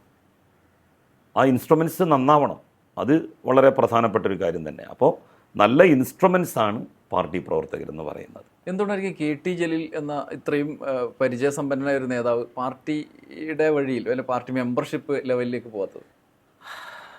അതിന് പാർട്ടിക്കാരനാവാത്തത് എന്താണ്? ഒന്നാമത്തേത്, ഇന്നോട് ഇന്ന് വരെ പാർട്ടി പാർട്ടിയിൽ മെമ്പർഷിപ്പ് എടുക്കണം എന്നുള്ളതിനെക്കുറിച്ച് പറഞ്ഞിട്ടില്ല. ആഹാ. ഞാൻ പാർട്ടിയിൽ മെമ്പർഷിപ്പ് എടുക്കണോ എന്നും ചോദിച്ചിട്ടില്ല. അപ്പോൾ എത്രമാത്രം ഞങ്ങളുടെ മാനസികമായിട്ട് ഞങ്ങൾ ഒരു ട്രാക്കിലാണ് സഞ്ചരിക്കുന്നത് എന്ന് മനസ്സിലാക്കാൻ വേണ്ടി കഴിയും. ഞാൻ കമ്മ്യൂണിസ്റ്റ് പാർട്ടിയുടെ നയപരിപാടികൾ അംഗീകരിക്കുന്ന ഒരു സഹയാത്രികനായി മുന്നോട്ട് പോകാനാണ് ആഗ്രഹിക്കുന്നത്. അതിലൂടെ ഞാൻ കാണുന്നൊരു കാര്യം എന്ന് വെച്ചാൽ, പാർട്ടി സെറ്റപ്പിൽ പോയിട്ട് ഇപ്പം നമ്മൾ പാർട്ടി സെറ്റപ്പിൽ നിന്നു, അപ്പോൾ ഒരാളുടെ വെറുതെ ഒരവസരവും നമ്മളായിട്ട് കളയേണ്ട കാര്യമില്ലല്ലോ. എത്രയോ കാലങ്ങളായിട്ട് പാർട്ടിയിൽ പ്രവർത്തിച്ചു വരുന്ന ആളുകളുണ്ട്. അവരൊക്കെ അതിൽ പാർട്ടി സ്ഥാനങ്ങളിൽ ഉയർന്ന് വരട്ടെ. നമ്മൾ അങ്ങനെ പോയിട്ടൊരു കുത്തിത്തിരക്കി കണ്ട് നിൽക്കേണ്ട കാര്യമില്ല. ഇപ്പോൾ ഞാൻ തെരഞ്ഞെടുപ്പിൻ്റെ കാര്യത്തിൽ പോലും ഞാൻ പറയാറുണ്ട്, എനിക്കിപ്പം ഇനി ഞാൻ മത്സരിക്കണില്ല എന്നുള്ള ഒരു നിലപാട്, എൻ്റെ നിലപാട് ഞാൻ പറഞ്ഞിട്ടുണ്ട് പാർട്ടിയോട്.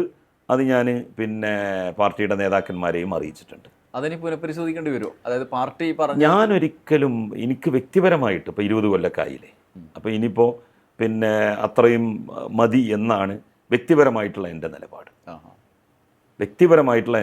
അതാണ്. അത് ഞാൻ പാർട്ടിയെ അറിയിച്ചു. അവിടെയും നമ്മൾ എന്ത് ചെയ്യും, വേറൊരാൾക്ക് നമ്മൾ തടസ്സമാകണ്ട.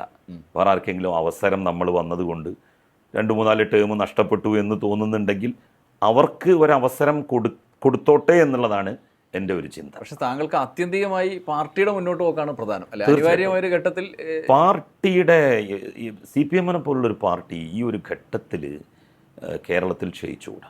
കേരളത്തിൽ അത് ദുർബലപ്പെട്ടാൽ ഉണ്ടാകാൻ പോകുന്നത് എന്താണെന്ന് വെച്ചാൽ വലിയ തോതിലുള്ള വർഗീയ ചേരിതിരിവും ധ്രുവീകരണവുമായിരിക്കും.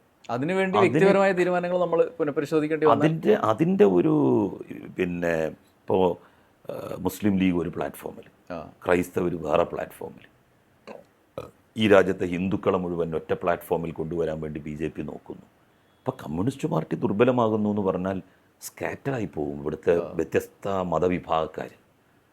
കമ്മ്യൂണിസ്റ്റ് പാർട്ടി എന്ന് പറഞ്ഞാൽ, CPI എന്ന് പറഞ്ഞാൽ എല്ലാവർക്കും ഒരുമിച്ച് നിൽക്കാനുള്ള, നമസ്കാരവും നോമ്പുമൊക്കെ നിർവഹിക്കുന്ന എനിക്കും വിശ്വാസികളായിട്ടുള്ള ഹിന്ദുക്കൾക്കും വിശ്വാസികളല്ലാത്ത ഹിന്ദുക്കൾക്കും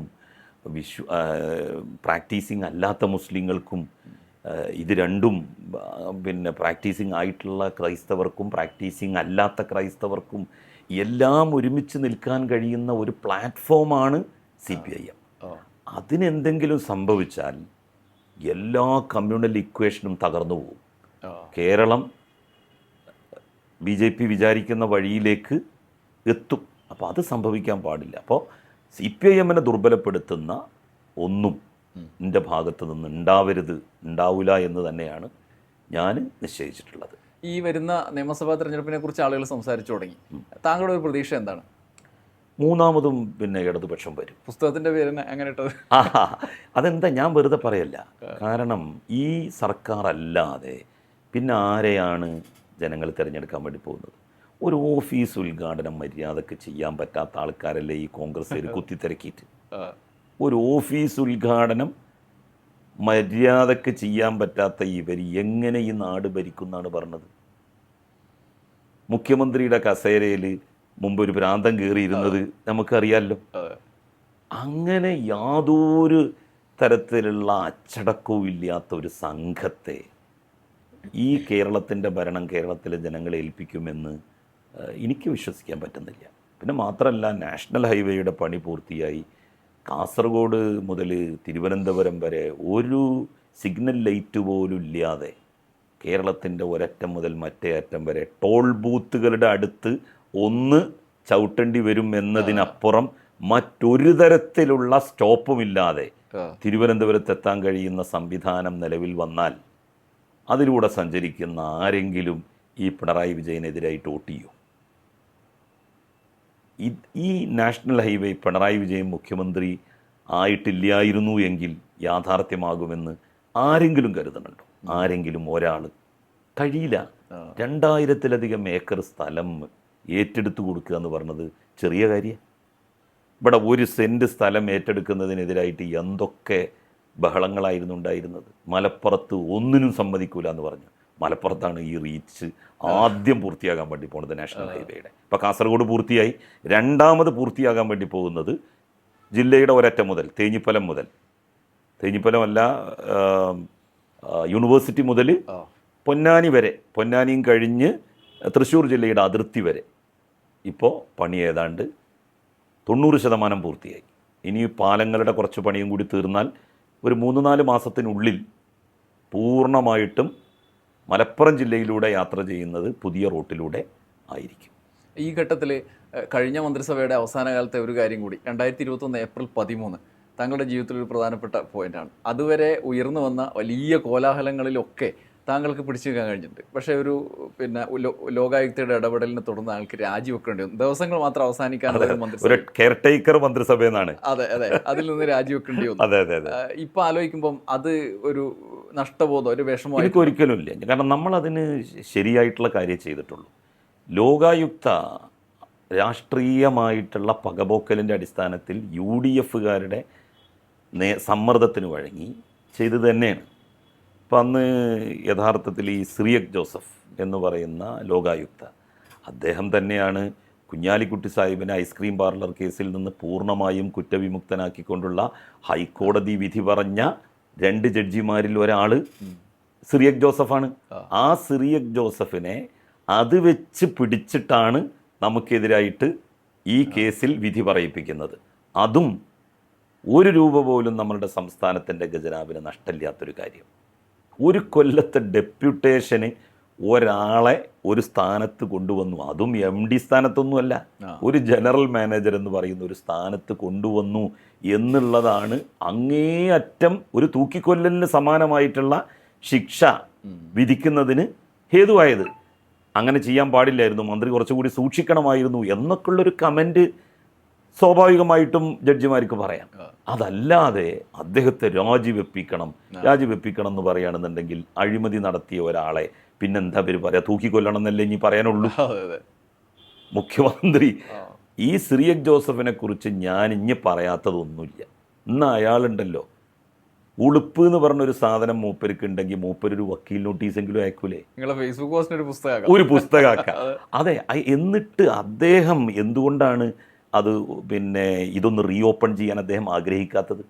ഞാൻ പോലും അറിയില്ല, എന്നെപ്പോലും അറിയിച്ചിട്ടില്ല. എനിക്കെതിരുള്ള കേസ് ഫയലിൽ സ്വീകരിച്ച വിവരം എന്നെ അറിയിച്ചിട്ടില്ല, എനിക്കൊരു നോട്ടീസ് അയച്ചിട്ടില്ല. സാധാരണഗതിയിൽ ലോകായുക്തയിൽ ഒരു കേസ് കൊടുത്താൽ ആ കേസ് വാദം കേട്ട് ഇത് സ്വീകരിക്കണമോ സ്വീകരിക്കണ്ടയോ എന്ന് തീരുമാനിക്കും. സ്വീകരിക്കാൻ വേണ്ടി തീരുമാനിച്ചാൽ ഇപ്പോൾ ആരോഗ്യമന്ത്രിക്ക് ലോകായുക്ത നോട്ടീസ് അയക്കാൻ തീരുമാനിച്ചു, ഹയർ എഡ്യൂക്കേഷൻ മിനിസ്റ്റർക്ക് ലോകായുക്ത നോട്ടീസ് അയക്കാൻ തീരുമാനിച്ചു. എനിക്കങ്ങനെ ഒരു നോട്ടീസ് അയക്കാൻ തീരുമാനിച്ചു, എന്നെ കേൾക്കാതെ, എനിക്കൊരു നോട്ടീസ് അയക്കാതെ, എൻ്റെ ഭാഗം പറയാൻ അനുവദിക്കാതെയാണ് ഈ വിധി പറഞ്ഞത്. അതും ഒരു 10-12 ദിവസത്തിനിടക്കാണ്. ഫയൽ സ്വീകരിക്കുന്നു, അന്തിമവാദം കേൾക്കുന്നു, തെരഞ്ഞെടുപ്പിന് മുമ്പ് വിധി പറയാനായിരുന്നു ഇവരുദ്ദേശിച്ചത്. പക്ഷെ അത് നടക്കാതെ പോയത് എന്തുകൊണ്ടാണെന്ന് വെച്ചാൽ മൈനോറിറ്റി ഫിനാൻഷ്യൽ ഡെവലപ്മെൻറ്റ് കോർപ്പറേഷൻ്റെ വക്കീലായിട്ടുണ്ടായിരുന്നത് അഡ്വക്കേറ്റ് കാളീശ്വരൻ രാജായിരുന്നു. കാളീശ്വരൻ രാജ് ഇവർ വിധി പറയാൻ വെച്ച ദിവസം, അന്ന് കാളീശ്വരൻ രാജിനും വേണമെന്നുണ്ടെങ്കിൽ തൻ്റെ അഭിപ്രായങ്ങൾ പറയാം. അപ്പോൾ തലേ ദിവസം ഇയാൾക്ക് വേണമെങ്കിൽ അഭിപ്രായം പറയാം. അദ്ദേഹം പറഞ്ഞു, ഈ ആഴ്ച എനിക്ക് സൗകര്യമില്ല, കാരണം അദ്ദേഹത്തിന് സുപ്രീം കോടതിയിൽ കേസുണ്ട്.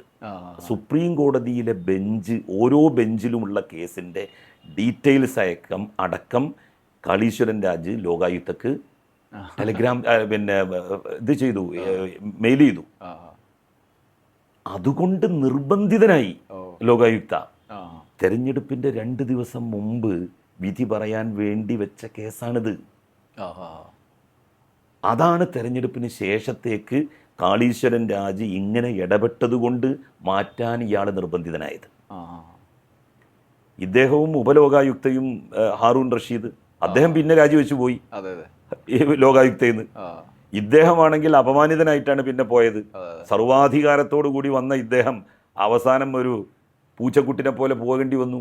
നിയമം പാസ്സാക്കി, അത് നിയമവിരുദ്ധാണെന്ന് പ്രതിപക്ഷം പറഞ്ഞെങ്കിലും ഇന്ത്യൻ പ്രസിഡന്റ് ഒപ്പിട്ടില്ലേ അതിൽ. ലോകായുക്തയുടെ ഈ അധികാരം ലോകായുക്ത ഒരു വിധി പറഞ്ഞാൽ അതിന് അപ്പീൽ പോകാൻ അധികാരമില്ല. അതെ അതെ. അതായിരുന്നു നമ്മൾ പോയ കേസിൽ ഹൈക്കോടതി പറഞ്ഞത്, സുപ്രീം കോടതിയും അതാണ് പറഞ്ഞത്. നിലവിലുള്ള നിങ്ങളുടെ ലോകായുക്ത നിയമത്തിൽ ഹൈക്കോടതിയിലോ സുപ്രീം കോടതിയിലോ പോകാൻ പറ്റില്ല, അതുകൊണ്ട് ഈ കേസ് ഇവിടെ എടുക്കാൻ പറ്റൂല എന്നാണ് പറഞ്ഞത്. ആ ക്ലോസ് ആണ് പിന്നീട് നമ്മൾ നീക്കം ചെയ്തത്.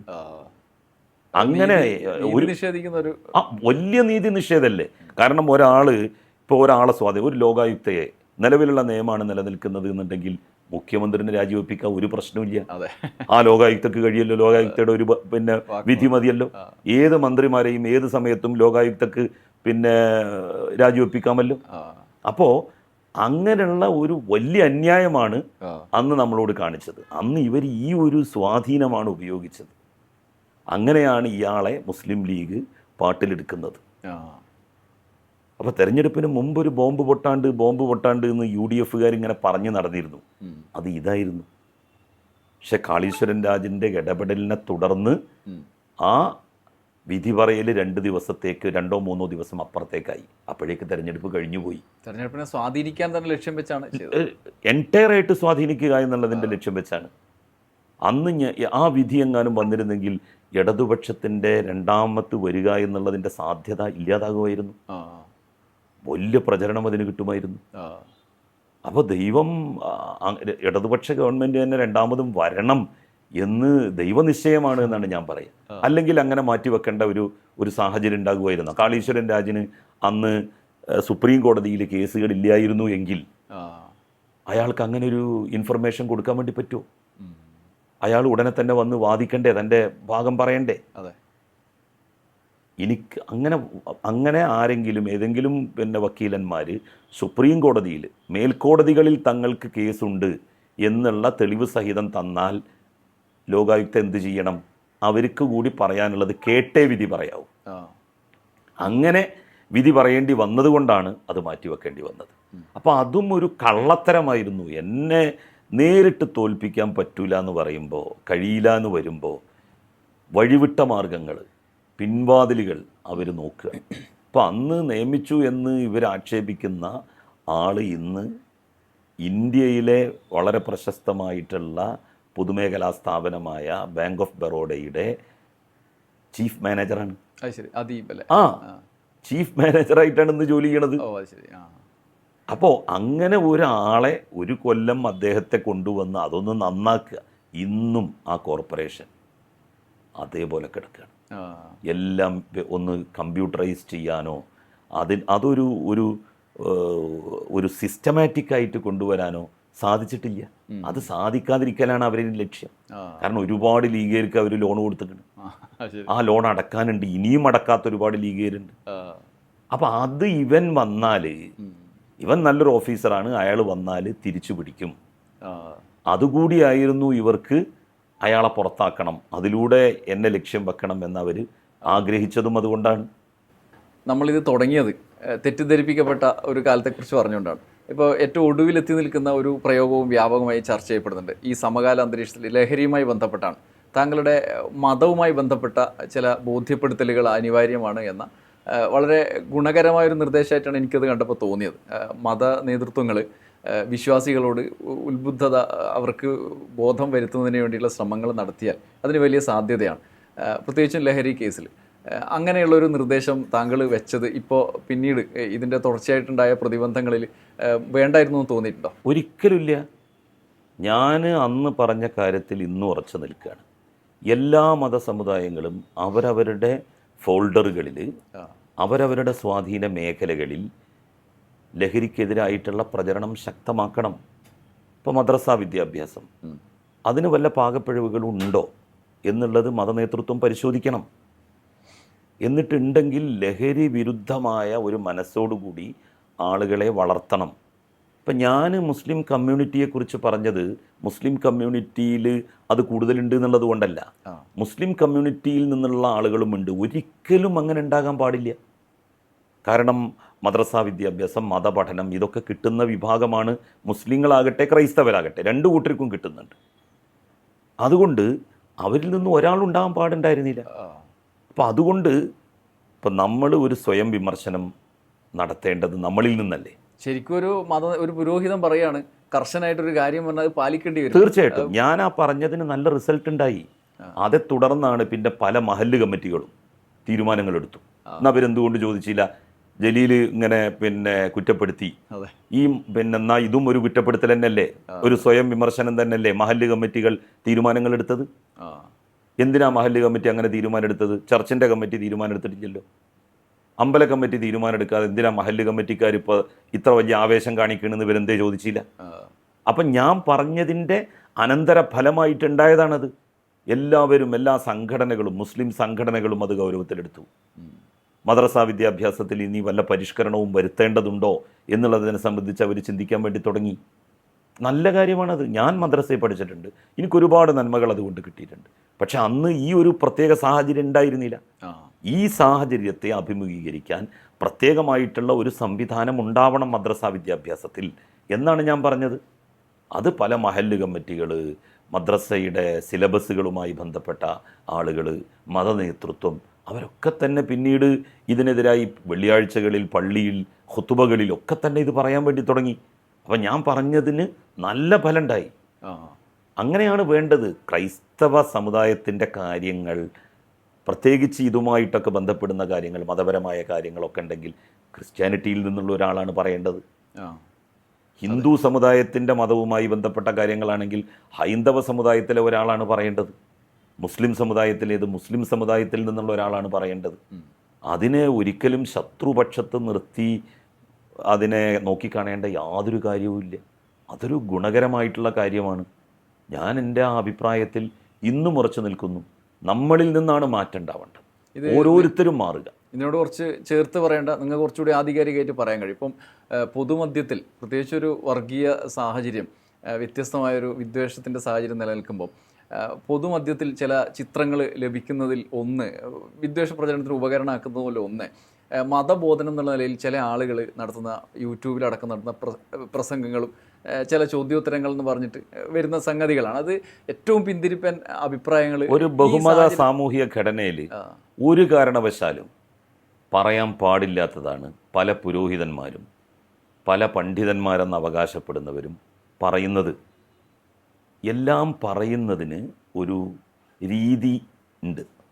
ഇപ്പം പ്രവാചകൻ്റെ തന്നെ ജീവിതം എടുത്താൽ മക്ക കാലഘട്ടം, മദീന കാലഘട്ടം എന്ന രണ്ട് പീരീഡുകളുണ്ട്. മക്ക കാലഘട്ടത്തിൽ അദ്ദേഹം പറഞ്ഞതല്ല മദീന കാലഘട്ടമാകുമ്പോൾ പറഞ്ഞത്. യഥാർത്ഥത്തിൽ ഇന്ത്യയിലെ മുസ്ലിം സമൂഹത്തിൻ്റെ ഇപ്പോഴത്തെ ഒരു സാഹചര്യം എന്ന് പറയുന്നത്, ഞാൻ പലപ്പോഴും പറഞ്ഞിട്ടുണ്ട്, മക്ക കാലഘട്ടത്തിന് അനുസൃതമായിട്ടുള്ള ഒരു കാലഘട്ടമാണ്. ആ കാലത്ത് പ്രവാചകൻ എന്തൊക്കെയാണോ പറഞ്ഞത്, ഏത് രീതിയിലാണോ പറഞ്ഞത്, ആ രീതിയിൽ നമ്മൾ പെരുമാറുകയും സഹോദര മതസ്ഥരോട് ആ ഒരു രീതിയിൽ വർത്തിക്കുകയും ചെയ്യേണ്ട സമയമാണിത്. ഇപ്പം ഇവിടെ ഒരു മതപുരോഹിതൻ എന്തെങ്കിലും ഒരു കാര്യം പറഞ്ഞാൽ അതിന് വരെ ഇമ്പാക്റ്റ് ഉണ്ടാകും. അത് ഉപയോഗിക്കുന്നത് ആ മതക്കാരല്ല അധികം, മറ്റുള്ളവരാണ് അത് ദുരുപയോഗം ചെയ്യുന്നത്. ഇയാൾ ഇങ്ങനെ പറഞ്ഞിരിക്കുന്നു, ഈ മതത്തിൽ ചേർന്നാൽ മാത്രമേ രക്ഷപ്പെടുള്ളൂ എന്ന് പറഞ്ഞിരിക്കുന്നു, അന്ന് വെച്ചാൽ നമ്മളെല്ലാവരും രക്ഷപ്പെട്ടവരല്ല എന്നല്ലേ എന്നുള്ള വ്യാഖ്യാനം ചമച്ച് മറ്റുള്ളവരാണിത് പ്രചരിപ്പിച്ചുകൊണ്ടിരിക്കുന്നത്. അത് മനസ്സിലാക്കുന്നില്ല. അപ്പോൾ ഒരു ബഹുമത സാമൂഹ്യ ഘടനയിൽ എങ്ങനെയാണ് പ്രബോധനം ചെയ്യേണ്ടത് എന്നുള്ളതിനെ സംബന്ധിച്ച് മുഹമ്മദ് നബി തന്നെ നമുക്ക് പറഞ്ഞു തന്നിട്ടുണ്ട്. ആ പാത പിന്തുടർന്നാൽ മതി. അത് പിന്തുടരണം എല്ലാ മതപണ്ഡിതന്മാരും, ക്രൈസ്തവ മതപണ്ഡിതന്മാരും മുസ്ലിം മതപണ്ഡിതന്മാരും ഹിന്ദു മതപണ്ഡിതന്മാരും. നമ്മളല്ലാത്ത എല്ലാവരെയും മോശക്കാരും ദുഷ്ടന്മാരും നരകവാസികളും ഒക്കെ ആക്കുന്നത് വലിയ അകൽച്ച ജനങ്ങൾക്കിടയിൽ ഉണ്ടാക്കും. താങ്കളൊരു ചരിത്ര അധ്യാപകനാണ്, ഗവേഷകൻ കൂടിയാണ്. ഈ സാഹചര്യത്തിൽ ഇന്നത്തെ ഈ വിദ്വേഷ പൂർണ്ണമായ പല പ്രചരണങ്ങളുടെ മൂർത്ത അവസ്ഥയാണ്, മാർക്സിസ്റ്റ് ഭാഷയിൽ പറഞ്ഞ മൂർത്ത അവസ്ഥയിലാണ് നിൽക്കുന്നത്. ആശങ്ക ആണെങ്കിലും. അപ്പോൾ ഇതിനെ നമ്മൾ ഈ ചരിത്രാനുഭവത്തിൻ്റെ വെളിച്ചത്തിൽ താങ്കൾക്ക് അതിജീവിക്കുമെന്ന ശുഭപ്രതീക്ഷ ആണുള്ളത്? തീർച്ചയായിട്ടും ഉണ്ട്. ഇതിനേക്കാൾ വലിയ പ്രതിസന്ധികൾ ചരിത്രത്തിൽ പല സന്ദർഭങ്ങളിലും വന്നിട്ടുണ്ട്. അതിനെയൊക്കെ മനുഷ്യകുലം അതിജീവിച്ചിട്ടുണ്ട്. ഇപ്പം ഓരോ മതങ്ങളും ആവിർഭവിച്ച കാലത്ത് ഭയങ്കരമായിട്ടുള്ള പീഡനങ്ങളായിരുന്നല്ലോ നടന്നിരുന്നത്. പീഡനം നടത്തിയവരൊന്നും ജയിച്ചിട്ടില്ല. എന്നാൽ അന്ന് അവർ അടിച്ചൊതുക്കാൻ ശ്രമിച്ച വിശ്വാസധാരകളൊക്കെ തന്നെ പിന്നെ ഉയർന്നു വരികയാണ് ചെയ്തിട്ടുള്ളത്. ഏത് വിശ്വാസികളെ നമ്മൾ അടിച്ചമർത്താൻ വേണ്ടി ശ്രമിച്ചാലും, ഏത് വിശ്വാസത്തെ നമ്മൾ ഇല്ലാതാക്കാൻ വേണ്ടി ശ്രമിച്ചാലും അതില്ലാതാവില്ല. അതിനാളുകൾ ഉണ്ടായിക്കൊണ്ടേയിരിക്കും. നമ്മൾ എന്താണ് ചെയ്യേണ്ടത്? നമ്മളുടെ വിശ്വാസത്തിൻ്റെ, നമ്മളുടെ മതത്തിൻ്റെ ഗുണങ്ങൾ പറയുക, മേന്മകൾ പറയുക. ഈ ഗുണങ്ങളും മേന്മകളും പറയുന്നത് മറ്റൊരു മതത്തെ അടിച്ചിരുത്തിക്കൊണ്ട് വേണം എന്നാകുമ്പോഴാണ് പ്രശ്നം. വേറെ ഒരു മതത്തെ മോശമാക്കാതെ നമ്മളുടെ മതത്തിൻ്റെ മേന്മ പറയാൻ കഴിയുന്നതാണ് ഇക്കാലത്തെ ഏറ്റവും നല്ല പ്രബോധന രീതി എന്ന് പറയുന്നത്. അത് വിശ്വാസികളെ ഓർമ്മപ്പെടുത്താൻ എല്ലാ മതനേതാക്കൾക്കും കഴിഞ്ഞാൽ, നിങ്ങൾ എന്തിനാണ് അവനവൻ്റെ നമ്മളുടെ ഗുണം പറയാൻ, ഇപ്പം ഞാൻ എൻ്റെ ഗുണം പറയാൻ നിങ്ങളെ മോശക്കാരനാക്കി ചിത്രീകരിക്കേണ്ട കാര്യമുണ്ടോ? ഒരു പാർട്ടിയുടെ ഗുണം പറയാൻ മറ്റൊരു പാർട്ടിയെ മോശമാക്കി ചിത്രീകരിക്കേണ്ട കാര്യമുണ്ടോ? അതില്ലല്ലോ. അപ്പം നമ്മളുടെ മതത്തിൻ്റെ മേന്മകളെ സംബന്ധിച്ച്, ഗുണങ്ങളെ സംബന്ധിച്ച് നമ്മൾ ജനങ്ങളോട് പറയുക. അതാണ് ജനങ്ങൾക്ക് കേൾക്കാൻ ഇഷ്ടം. എപ്പോഴും പോസിറ്റീവ് ചിന്തയാണ് ആളുകൾക്ക് താല്പര്യം. വേറെ ഒരുത്തനെ അങ്ങോട്ട് പാറ്റ ഇരപ്പാക്കിങ്ങാണ്ട് ഓൻ അങ്ങോട്ടാണ്, ഓൻ ഇങ്ങോട്ടാണ്, ഓന് അവിടേക്കാണ് പോവുക, ഇവിടേക്കാണ് പോവുക എന്ന് നമ്മൾ എന്തിനു പറയണം? എല്ലാവർക്കും പോസിറ്റീവായിട്ടുള്ള ചിന്ത കൊടുക്കുക. അങ്ങനെ പോസിറ്റീവ്നെസ് കൊടുക്കുമ്പോഴേ നമ്മളുടെ വിശ്വാസത്തെക്കുറിച്ച് മറ്റു മതസ്ഥർക്ക് ഒരു നല്ല അഭിപ്രായം ഉണ്ടാവുള്ളൂ. അങ്ങനെയും വേണ്ടേ? അതെ അതെ. ഇപ്പോൾ എൻ്റെ വിശ്വാസത്തെ സംബന്ധിച്ച് ഞാൻ മാത്രം വിശ്വസിച്ചാൽ പോരല്ലോ. എൻ്റെ വിശ്വാസത്തെ സംബന്ധിച്ച് മറ്റുള്ളവർക്ക് നല്ലൊരു അഭിപ്രായം ഉണ്ടാക്കുക എന്നുള്ളതും എൻ്റെ കടമയാണ്. ആ കടമയാണ് ഞാൻ നിർവഹിക്കുന്നത്. ഞാൻ ഇസ്ലാം മോശമാണെന്നല്ല പറഞ്ഞത്. ഇസ്ലാം നല്ലതാണ്. അതിന് ഞാൻ ഹിന്ദുമതം മോശമാണെന്ന് ഞാൻ പറയൂല. ക്രിസ്തുമതം മോശമാണെന്ന് ഞാൻ പറയൂല. ആ വിശ്വാസധാരയിൽ വിശ്വസിച്ച ആളുകൾ പാപികളാണ് എന്ന് ഞാൻ പറയൂല. ഇസ്ലാമിലേക്ക് വന്നാൽ നിങ്ങൾ ഇസ്ലാം മത വിശ്വാസിയാണോ എങ്കിൽ നല്ലത്. നമ്മളുടെ വിശ്വാസത്തിൻ്റെ മേന്മകളെക്കുറിച്ചാണ് നമ്മൾ പറയേണ്ടത്. അത് മറ്റു വിശ്വാസങ്ങളെ ഇകഴ്ത്തിക്കൊണ്ടോ മറ്റു വിശ്വാസങ്ങളുടെ പ്രവാചകന്മാരെ നിന്ദിച്ചുകൊണ്ടോ അവരെ അപമതിച്ചുകൊണ്ടോ അവരെ ഇകഴ്ത്തിക്കൊണ്ടോ ആകാൻ പാടില്ല. അത് ഖുർആൻ തന്നെ പറഞ്ഞിട്ടുണ്ട്. വലാ തസുബ്ബുല്ലദീന യദ്ഊന മിൻ ദൂനില്ലാ എന്നാണ്. ദൈവത്തെ അല്ലാതെ അവർ വിളിച്ച് പ്രാർത്ഥിക്കുന്ന ആരാധ്യ വസ്തുക്കളെ നിങ്ങൾ ചീത്ത പറയരുത് കേട്ടോ. നിങ്ങൾ ചീത്ത പറഞ്ഞാൽ നിങ്ങളുടെ ദൈവത്തെ അവരും ചീത്ത പറയും. എന്നിട്ടാണ് ഖുർആൻ പറഞ്ഞതാണ്, നിങ്ങൾ മറ്റുള്ളവരുടെ ദൈവങ്ങളെ ചീത്ത പറയരുത്. അള്ളാഹു വേദന. ഏകദൈവത്തെ അല്ലാതെ അവർ വിളിച്ച് പ്രാർത്ഥിക്കുന്ന ആരാധ്യ വസ്തുക്കൾ ഉണ്ടാകും, ആരാധ്യന്മാരുണ്ടാകും. ആ ആരാധ്യരെ ഒരു കാരണവശാലും നിങ്ങൾ ചീത്ത പറയരുത്. കാരണം അവരെ ചീത്ത പറഞ്ഞാൽ അവരിങ്ങോട്ടും ചീത്ത പറയും. ഒരുത്തൻ്റെ പള്ളി നമ്മൾ പൊളിച്ചാൽ ഇപ്പുറത്ത് നമ്മളെ, ഒരുത്തൻ്റെ ആരാധനാലയം നമ്മൾ പൊളിച്ചാൽ ഇപ്പുറത്ത് നമ്മളുടെ ആരാധനാലയം അവരും പൊളിക്കും. അതിനുള്ള സാഹചര്യം നമ്മൾ ഉണ്ടാക്കി കൊടുക്കരുത് എന്നുള്ളതാണ് ഖുർആൻ്റെ ഒരു നിലപാട്. പിന്നെ പള്ളിയൊക്കെ കയറ്റുക എന്ന് പറഞ്ഞാൽ ഇസ്ലാമിൽ പൊരുത്തമില്ലാത്ത സ്ഥലത്ത് പള്ളി കയറ്റാൻ പാടില്ല. പ്രവാചകൻ ആദ്യത്തെ പള്ളി മദീനയിൽ ഉണ്ടാക്കി. അപ്പോൾ ചെന്ന് ഒട്ടകം മുട്ടുകുത്തിയ സ്ഥലമാണ്. അപ്പോൾ ആ സ്ഥലം ആരുടേതാണെന്നാണ് ആദ്യം അന്വേഷിച്ചത്. ആ ഉടമസ്ഥനെ വിളിച്ചു. ഉടമസ്ഥൻ പറഞ്ഞു പൈസ ഒന്നും വേണ്ട. മുഹമ്മദ് നബി പറഞ്ഞു പറ്റൂല. മുഹമ്മദ് നബി തൻ്റെ അടുത്തുള്ള സംഖ്യ അദ്ദേഹത്തിന് പണമായിട്ട് കൊടുത്തു. എന്നിട്ട് ആ സ്ഥലം വാങ്ങി. അതിലൂടെ പ്രവാചകൻ പഠിപ്പിക്കുന്നത് എന്താണ്? കയ്യേറിയ സ്ഥലങ്ങൾ, ആരാൻ്റെ സ്ഥലങ്ങൾ, പൊരുത്തമില്ലാത്ത സ്ഥലങ്ങൾ, അവിടെ കൊണ്ടുപോയിട്ട് നിങ്ങൾ ആരാധനാലയം പണിയരുത് എന്നാണ്. പൊതുസ്ഥലത്ത് നിസ്കരിക്കാൻ പോലും പാടില്ല എന്ന് ഇസ്ലാമിൻ്റെ പ്രാമാണികന്മാരായിട്ടുള്ള പണ്ഡിതന്മാർ പറയുന്നുണ്ട്. മറ്റുള്ളവർക്ക് ശല്യമായിട്ട് നിസ്കരിക്കാൻ പാടില്ല. അങ്ങനെ നിസ്കരിക്കാൻ പാടില്ലാത്തത് കൊണ്ടാണ് ഇപ്പോൾ ഒരു ജുമയാണല്ലോ നമ്മളവിടെയൊക്കെ നടക്കുന്നത്. പല രാജ്യങ്ങളിലും, ഇപ്പോൾ അമേരിക്കയിലൊക്കെ ഞാൻ എൻ്റെ മകളുടെ അടുത്ത് പോയ സമയത്ത് അവിടെ സിലിക്കൺ വാലിയിലെ ഒരു പള്ളി, മറ്റു പല പള്ളികളും, അവിടെ 2 ജുമ നടക്കുന്ന സ്ഥലങ്ങളുണ്ട്, 3 ജുമ നടക്കുന്ന സ്ഥലങ്ങളുണ്ട്. അതെന്തിനാ? ഈ വാഹനങ്ങളിലാണ് ആളുകൾ മുഴുവൻ വരിക. സൗകര്യത്തിന് ആളുകൾക്ക് വാഹനങ്ങൾ നിർത്താൻ സൗകര്യം വേണം. നമ്മളുടെ ഇവിടുത്തെ പോലെ എവിടെയെങ്കിലും നിർത്താൻ പറ്റൂല. അതെ. അപ്പോൾ ആ വരുന്ന ആളുകൾക്ക് അവിടെ എത്ര വാഹനങ്ങൾക്കാണോ നിർത്താൻ സൗകര്യം, ആ ആളുകളാണ് ആദ്യത്തെ തവണ അരമണിക്കൂർ കഴിയുമ്പോഴേക്ക് രണ്ടാമത്തെ ജുമ, മൂന്നാമത്തെ ജുമ, അങ്ങനെ ആവുമ്പോൾ ആളുകൾക്ക് യാതൊരു ബുദ്ധിമുട്ടുമില്ല. ആരാധന അതിൻ്റെ യഥാവിധി നടത്തിക്കൊണ്ടു പോവുകയും ചെയ്യാം. എനിക്ക് പല സന്ദർഭങ്ങളിലും ഉത്തരേന്ത്യയിലൊക്കെ ഈ മാർഗതടസ്സം ഉണ്ടാക്കിയിട്ട് നിസ്കരിക്കുന്നത് കാണുമ്പോൾ ഇതെനിക്ക് ഓർമ്മ വരാറുണ്ട്. ഞാൻ ഇന്ത്യയിലെ പണ്ഡിതന്മാർ എന്നോ അത്തരം ഇപ്പോൾ 2 ജുമ നടത്തിയാൽ മതി. അത്തരം സ്ഥലങ്ങളിൽ ഇത്രയും കൂടുതൽ ആളുകൾ ഉണ്ടാവുമ്പോൾ ആളുകളെ ഉൾക്കൊള്ളാൻ പള്ളിക്ക് കഴിയുന്നില്ല എങ്കിൽ 2 ജുമ നടത്തിയാൽ മതി. അപ്പോൾ പള്ളിയുടെ ഉള്ളിൽ തന്നെ എല്ലാവർക്കും നിസ്കരിക്കാം.